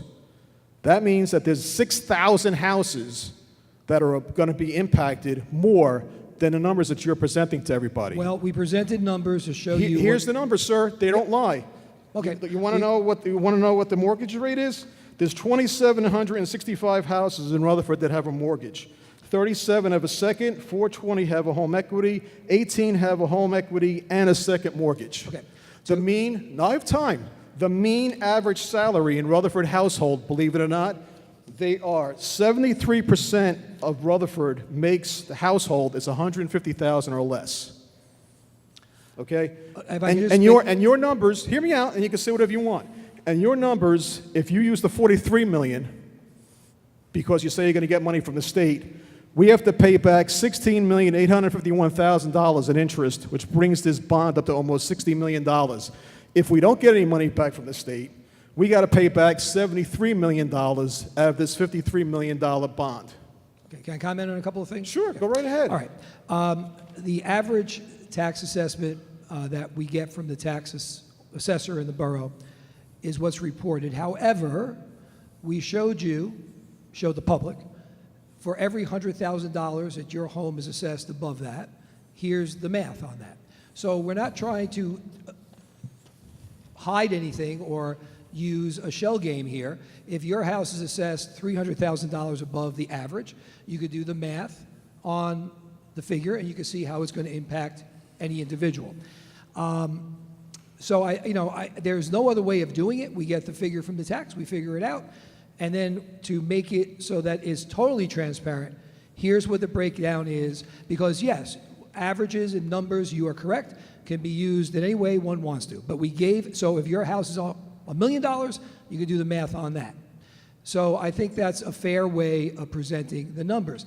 But I'll go back to something I said several times tonight. Whether it's about the pool, whether it's about the cost of the project, whether it's about, you name it. Ultimately, the people in the community are going to decide. And if they think it's too much of a price to pay to improve the schools, or if they don't trust what they're hearing, or they don't like what they're hearing, our job, once the board has committed to going forward, is to try to take a look at the plan as a good plan and try to explain that to people. If people don't feel that way, that's why there's an election. And the final point is, I can tell you something, and I don't ever like to speak for the board, but I think Mr. McLean and Ms. Labrera, other board members are here. They might say that we're right, I'm right about this. If we ever got no relief from the state, as you alluded to, we wouldn't be probably putting anything forward, because the assumption here is we're going to get what every municipality is getting when they go forward or close to it. So yeah, I don't think we're going to pass on this to the public without that debt relief. And if you remember what I said earlier in the evening, the next major point of discussion that the board has to consider is when they see the real numbers coming back and the real impact, not the very educated guesstimate, and then what do we do? So, a referendum just passed in my town, okay? I don't disagree with your concern about taxes. I pay them too, not here, but somewhere else. But the community in my town decided they wanted the referendum. The community in this borough will have that same opportunity to go up or down. Well, I got two final questions for you. If this is going to happen in October, why don't we just wait till November and save the $30,000 to $50,000 that's going to cost us to have a special election? Just put it on a ballot in November. Why spend the extra money? Again, spending money in October when you can wait another month, 2 weeks, whatever it is, and put it in November's ballot. Why do we got to do it in October? Question one. Okay. And then, I forgot where I'm at with this thing. And then another thing is, why couldn't it have waited another year? That when we all see what the impact of the $10,000 ceiling on salt is, because this year our taxes don't reflect salt. Next year, when we can only deduct $10,000 on our state and local taxes, and every dollar is a real dollar, you can get a better judge of where you're really at in your household. Whereas right now, you don't know, because this year's tax return reflects last year's numbers.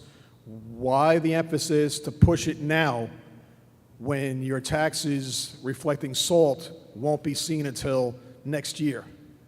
You don't know. This is a dollar for dollar right now. This is you can't write this off.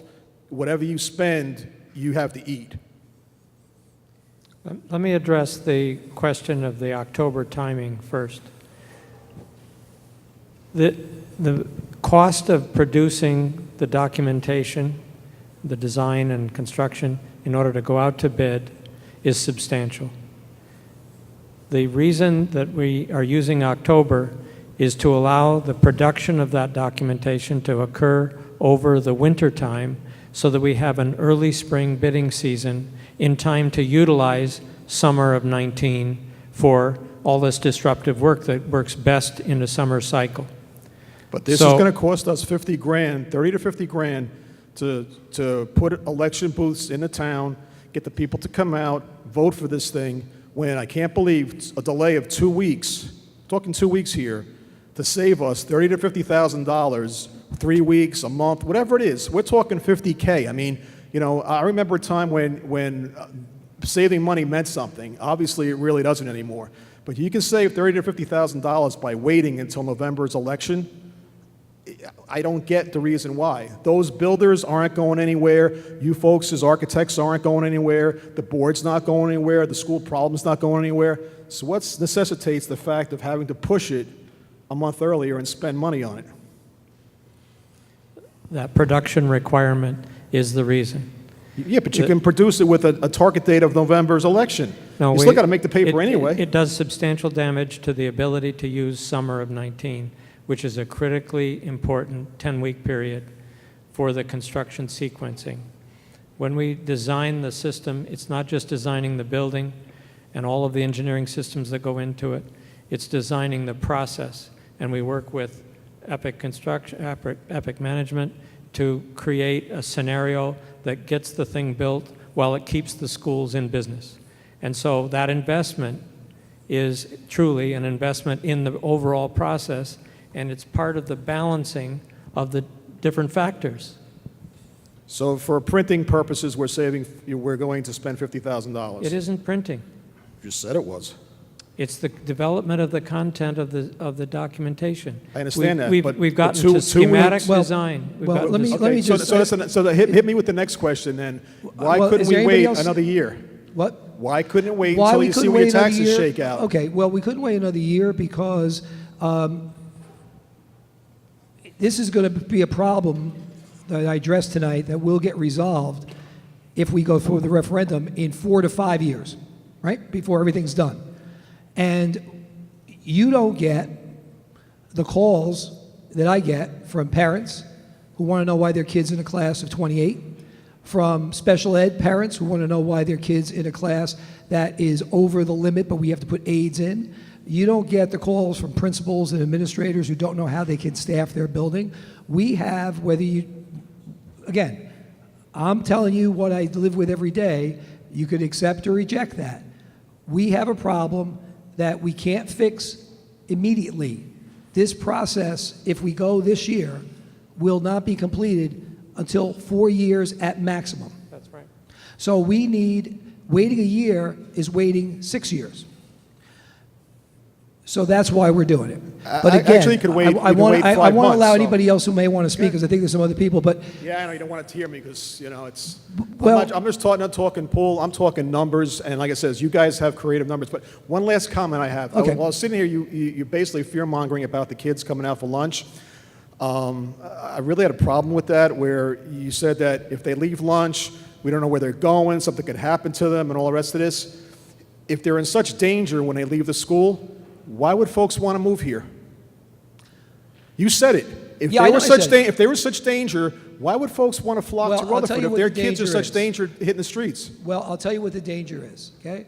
The danger is that if something ever happened to someone, I am responsible, not you. I am responsible. Is that bus stop still sitting on a corner over here for the New Jersey Transit, right in front of a crossing guard?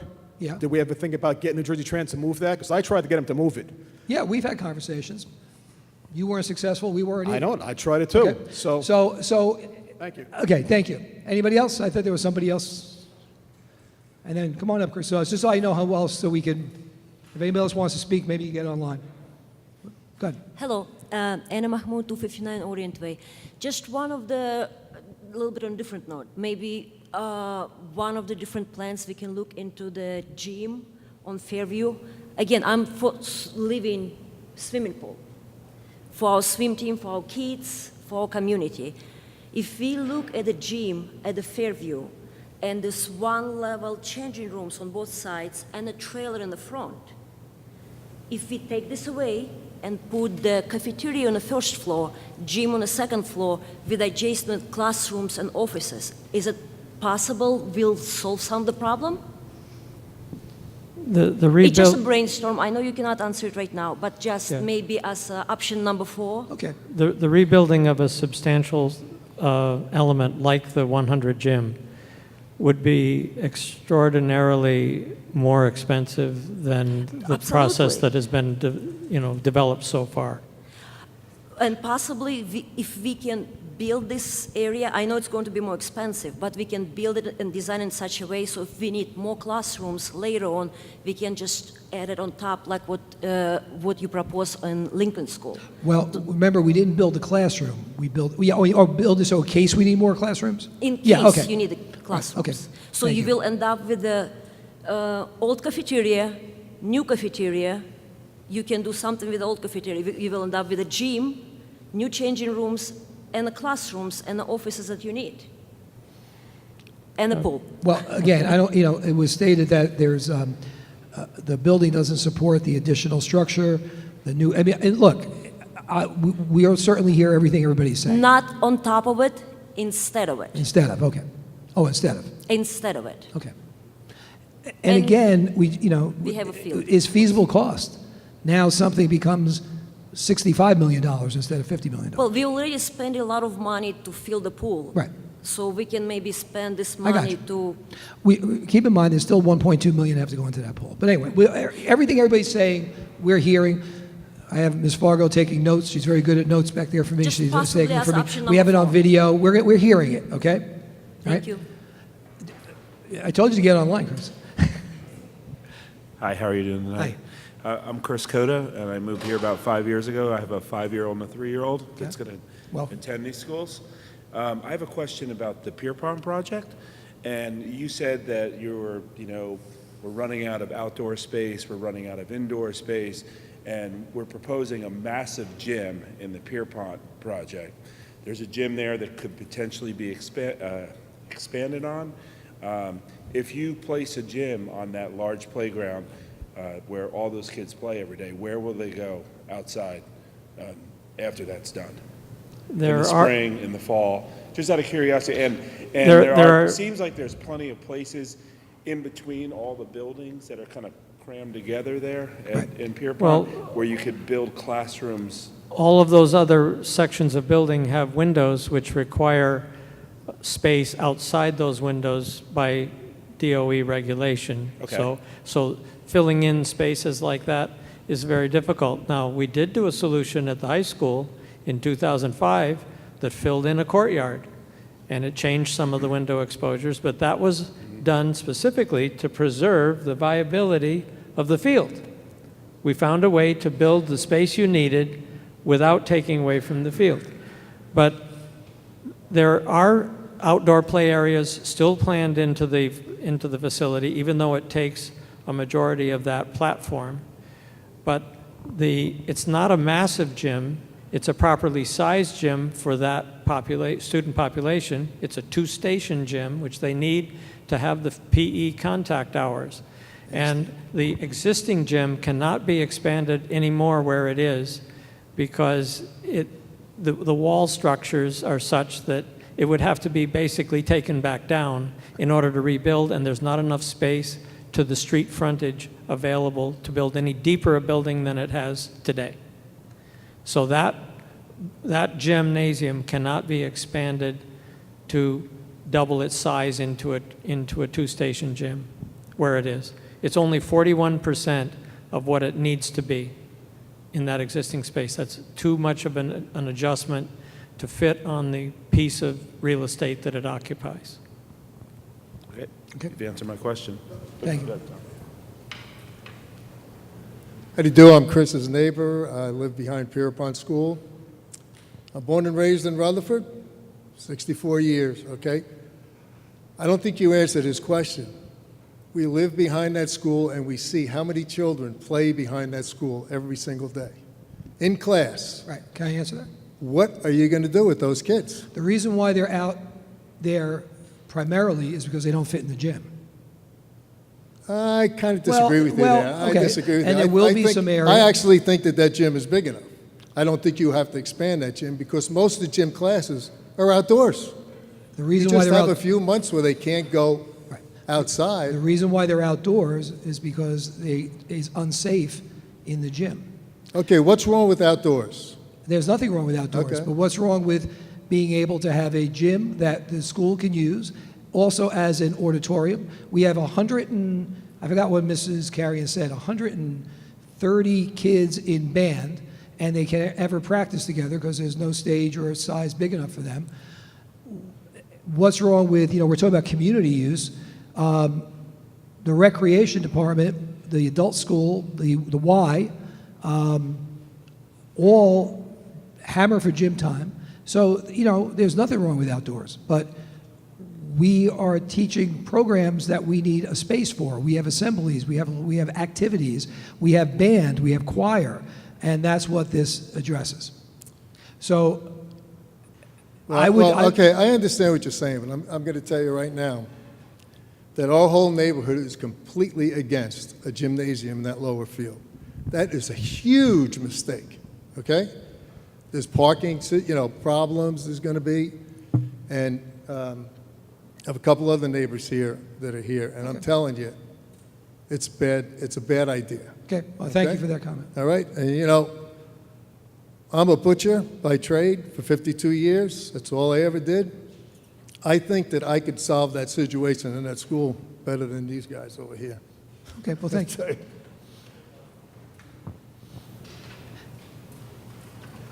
Why don't we take one more, or is there anybody besides? If anybody wants to speak, could you stand up now so that, because we're already about 2.5 hours, 2 hours, 20 minutes in, I'd like to, okay? Anybody wants to speak? Hi, Mr. Hurley. I'm Christina Cole. I live in Rutherford. I grew up here. I went to school at Lincoln School when it was a Wassel school, which means Washington and Sylvan and Lincoln, when the old building was the only school in the neighborhood. And I remember, because my parents used to live on West Pierpont, when you guys were coming around with the initial expansion, my mom was like, there's no way they're going to do that to our neighborhood schools. Well, I'm going to vote no. I'm going to vote no. And I remember Miss Willis, God bless her, would come around and she would go to all the neighbors and explain everything. And I wasn't living in Rutherford at the time. I was living in Hackensack because I was not married, living with my husband at the time. And when we were looking for a town to move in, the renovation already went through, and my children attend the schools right now. They're in 5th grade and they are in 3rd grade.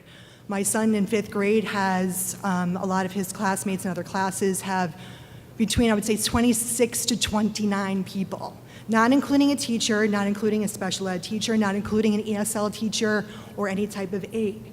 So I don't know, I'm sorry, I don't know what your name was, who made the comment that said that the numbers, where you're getting the numbers from. You don't even need numbers, just walk in the schools. The schools are overcrowded, and my kids, who I chose to live here, are tripping over one another for class space. There is no space. There's no space. The schools have to be renovated. I graduated, 20-something years ago. I'm not going to say when. But when I walk through the hallways, it's very, memories come back to me, but some of these classrooms have not been updated since I went to high school. I sit on the Recreation Advisory Committee. I've been doing this for about 2 or 3 years. The biggest complaint in this town, we have a fantastic recreation program, some may say, but there is no field space. There are no gyms. There is no gym space. There's no field space. And I commend the parents. I understand your passion with the swim team. I really do. I'm not a swimmer, my kids aren't. But when I look at that pool and it has not been renovated, and then you're going to say you're going to take the field space, which hundreds and hundreds of kids in this town utilize for recreation program, expanding lacrosse program because the numbers are there, and then we are giving it to the YMCA, who does not give a dime to this community for how many years? Correct me if I'm wrong. Have they ever did anything, any type of renovation, besides pay for the people that have employed the pool and maybe something else? No. They have not given a dime. They've been there for how many years? 15? 15 years using our stuff, our pool that we're paying our taxes to heat it. What happens if the boiler breaks? The boiler has been broken for a couple we have it put together with Band-Aids. Are we paying for it, or is the YMCA paying for it? We aren't yet, but we are. Yeah. So we're paying that for too. For people to spend money for a YMCA program that we are not reaping any benefits of. Can I go to your house pool and take a dip in the summertime? It's the same thing. I'm sorry, but they're not taking the swim team away, because if they were taking the swim team away, I would be totally on your side. I would be like, no, you should not cut an athletic sport. It's for the kids. But the YMCA built a multi-million-dollar facility across 17, okay, that these kids can go to, and they're not even giving you any decency to house a tournament in our gym that's supposed to be, in our pool, that's supposed to be better than the one that they built over there. So you know what? My kids are affected. Schools sell houses. School districts sell houses. If you think that when people are coming in this town to buy a house and they go past Rutherford High School, they're going to say, wow, this looks like Ridgewood. It's not happening. We have to start to pass this referendum. I totally think that Mr. Hurley is 100% supportive of what the best interest is for these kids in these schools. He's been here for 41 years, and that's why I think it's very important that you have a superintendent that has lived, taught, worked in the district. He knows the school's problems. He knows the needs of it.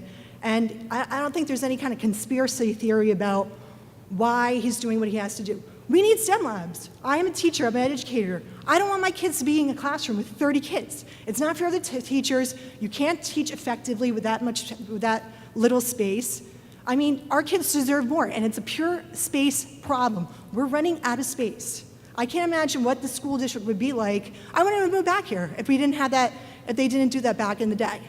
There would be no room. Our town is growing, and we need the room to make this work. So I am 100% for this referendum. Please think of this space. And like I said, I do commend the parents that are fighting for their kids for the pool, but the YMCA has not given a dime to this town for any cost. And I think that's ridiculous, and they built a multi-million-dollar facility that all of us are paying between $70 and $100 a month for a family membership, and we can't utilize our town pool for free. Thank you. Thank you. Frank Morano, high school principal. I know it's late, and I'm going to be as quick as I possibly can, but I sat here and I listened to tons of numbers, and I listened to a lot of things, to be honest, that I didn't even understand, talking about percentages and everything. Okay, let me tell you what my life was today. I observed 15 classrooms. Every one of those classrooms, okay, had 23 or more kids in it. Okay. Then after that, I went up to our choir room, and I spent about 15 minutes during lunch period hanging out with our kids in the choir room. All right? Right before the bell, I went outside, and I watched about 200 kids walk up the driveway in the middle of the day and walk back into the building talking about security that we did earlier. Then I did a demo lesson for a job opening for a physics teacher. The physics teacher came from West Essex. She interviewed the other day. I brought her in for a demo lesson. I brought her up to the classroom, and no lie, Mr. Cunningham and Mrs. Schmedding was standing with me. She said, "You don't teach physics in a lab?" That is what she said to me. Okay. Meanwhile, I brought her into our science labs, or lack of it. All right. So there was a whole bunch of numbers thrown out here tonight. I live it every day.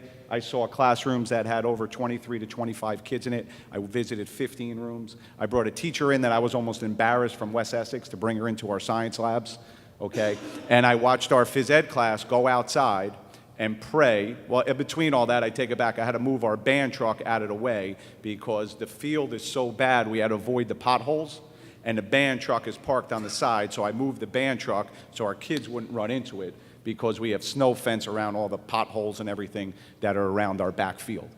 Okay, so all those numbers could be thrown out and percentages of how many kids we have in the building. I lived it. That's my day today. Okay, and I just wanted everybody to hear that. Thank you. Thank you. Hey, I'll be really quick. Mike Gemelli, 15 Myrtle Street. Thanks, Mr. Hurley. I'm behind you. I'm behind you with the referendum, everything.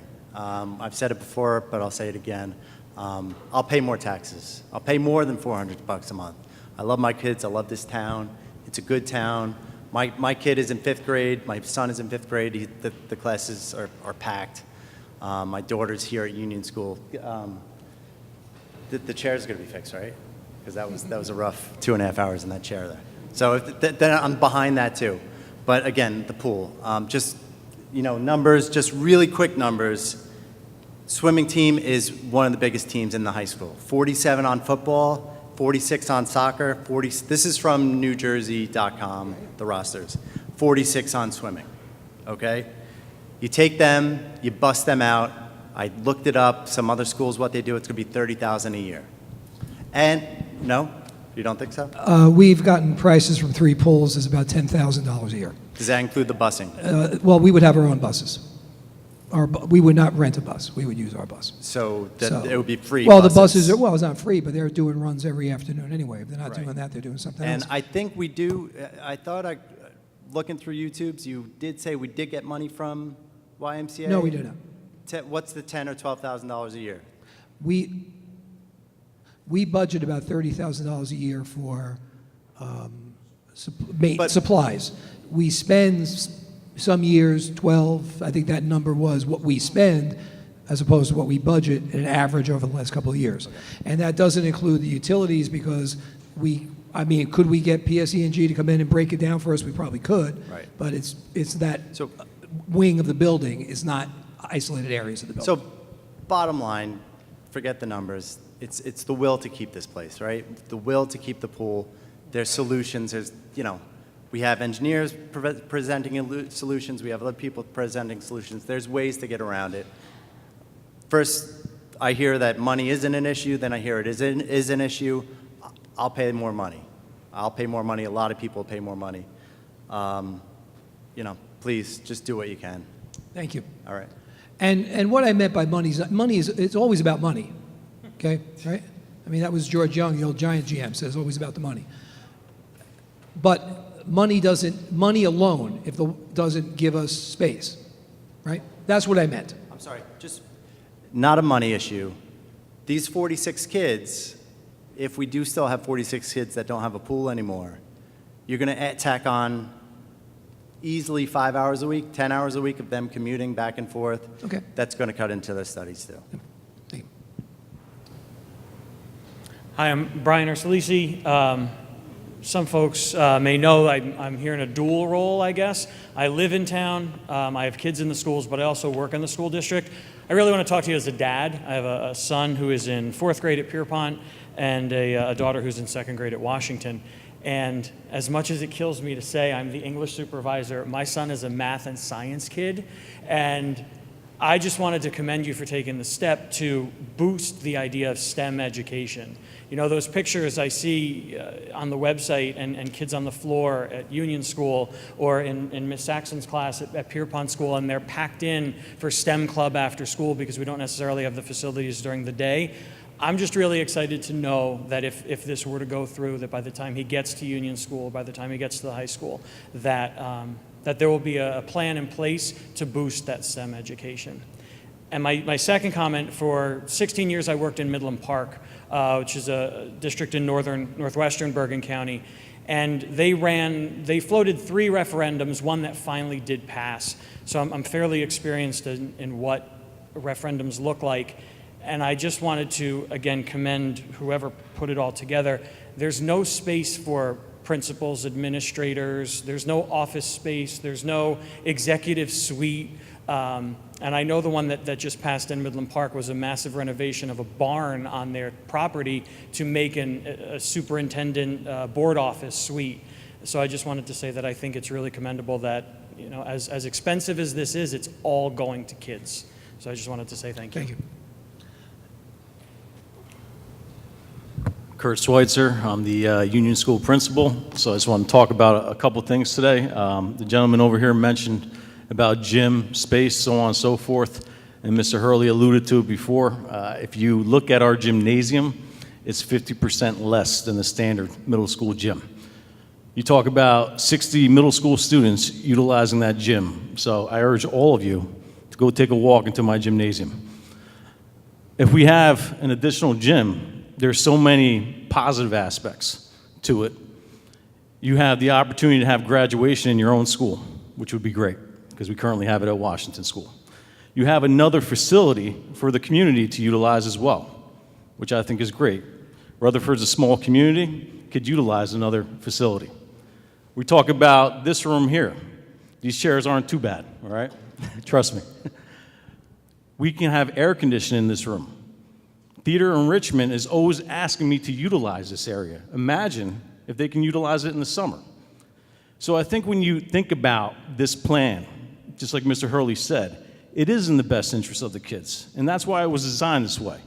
And we're always trying to expand, and we're trying to always innovate And I think people have to understand that. That's why we have a curriculum here at middle school where next year we're going to be flying around drones. We wouldn't be able to do these things if it wasn't for your support. And I think this is a referendum that should be supported. And it should be something that everybody should consider. And as a principal, I'm passionate about what I do. I'm passionate about the kids that come to this school.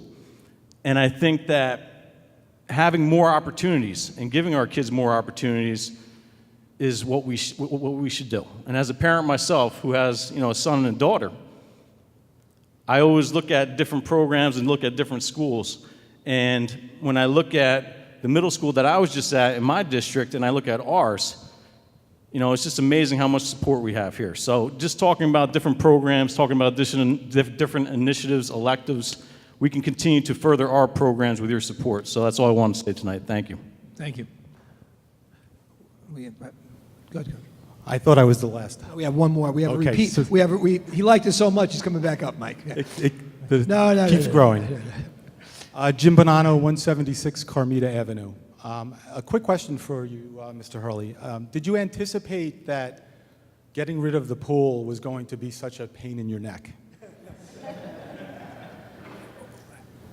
It's like when I went down to coach in Harrison, I didn't anticipate they were going to be that good that time. No, yeah, I thought there would be some pushback. I don't know. And if it wasn't going to be pushback on this, it'd be pushback on something else. I just want to, a pain in the neck, I wouldn't use those words, at least not at a public meeting.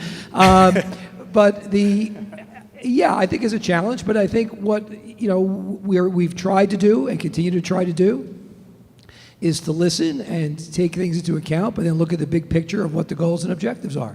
And like I said, to go back to my coaching days, right? You come up with what you think is the best game plan. You go forward. The goal is to win. If we go forward, I'm going to give, just like I did when I was coaching, 100% to try to get it to win. If it doesn't win, the problems don't go away. So then we will reassess. And I'm not saying that anticipating losing. I'm not saying that anticipating that we're not going to make any changes. We have to do something. Okay? Agreed. So we're going to do the something right now, right now meaning in the next couple of months, right? That we think is the best plan with all those factors put together. And if we're right and if the community agrees, we go forward. If we're not, we have to then assess what do we have to do that addresses the concerns we have. Okay? So, yeah, I expect there to be a challenge. Nothing's ever easy. And there's never one way that's the only way. I agree with what people are saying. But there's usually one way that's the best way or the most feasible way. And that's what we're trying to find. I understand. So you brought up coaching. I'm not sure if you brought that up. As you know, I coached for a while too. Yeah. So you talk about staff meetings. I'm not going to speak for all the parents that want to save the pool, but consider us part of your staff. So when you sit around a coaching staff meeting, you get your input from your assistants to try to come up with a great game plan. Right. So once again, I'm not going to speak for all of the pool parents, but I would say that they're all very supportive of this referendum. Right. And if there was a chance that I was going to lose a game or a contest because of one error, I would try to eliminate that. So I would think that it might be wise to think about maybe just eliminating that one element of this referendum to gain the support of a growing number of people. I support our schools, education. I've been in education for almost 30 years. And I can't even think, it's hard for me to even believe that I would vote no on an educational referendum. I'm your target group. I have kids in the school, I'm an educator. I want to support this. So I'm here tonight just to ask to reconsider taking out that one element, because it's not about space.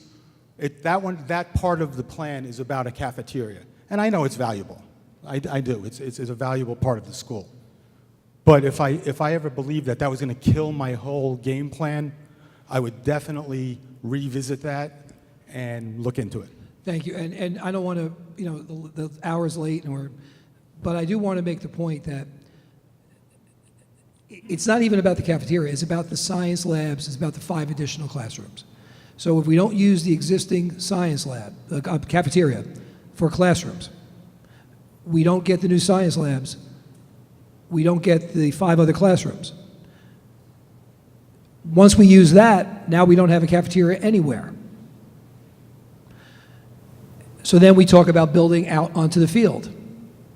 And then there's other groups that are going to be the pain in the neck. So to your point, yeah, I sat in coaches' meetings where you take the advice and you listen, and what you're really doing as the head coach, right, is you want to make sure that you're challenged a bit so that when you put that game plan forward, you're convinced it was right. And if it's not, you're going to make a change. So have all these thoughts been going around all of our collective heads? Absolutely. And when the final game plan gets developed, we're going to put the one forward that we think is the right one. And just like in the game, you hope you're right. So the issue, I know people are talking about the cafeteria because that's the immediate thing that's going into the pool. Yeah, I would love to have the kids stay in. I'd love to have food delivered to all the things I said about, I would love that. But what I need are those 5 classes. What I need are those science labs. And that's the real dilemma here. Okay? Oh, thank you. Thank you. One last thing, and then I'll let you guys go. I had a question regarding the special needs students. Okay. Does Rutherford provide any water therapy for autistic or special needs students? No. Okay. I mean, not in our programs in our school. It doesn't mean they don't get them, outside of school, or if they needed it, we would provide it at another source. And there are programs that our special ed kids use through a pool. But again, there's a pool that's going to exist 2.5, 3 miles away, right? So I'm a supervisor at a pool management company, as well as I'm a teacher in an urban district. So I work with a lot of kids, a lot of special needs kids. Special needs kids need water therapy. Mr. Hurley, I'd be more than happy to offer my company to you and the pool if you cut ties with the YMCA in order to develop a better swimming program within the town and to generate revenue for the town before any other decisions are made, so that we can show you that proof that we really need this pool in this town.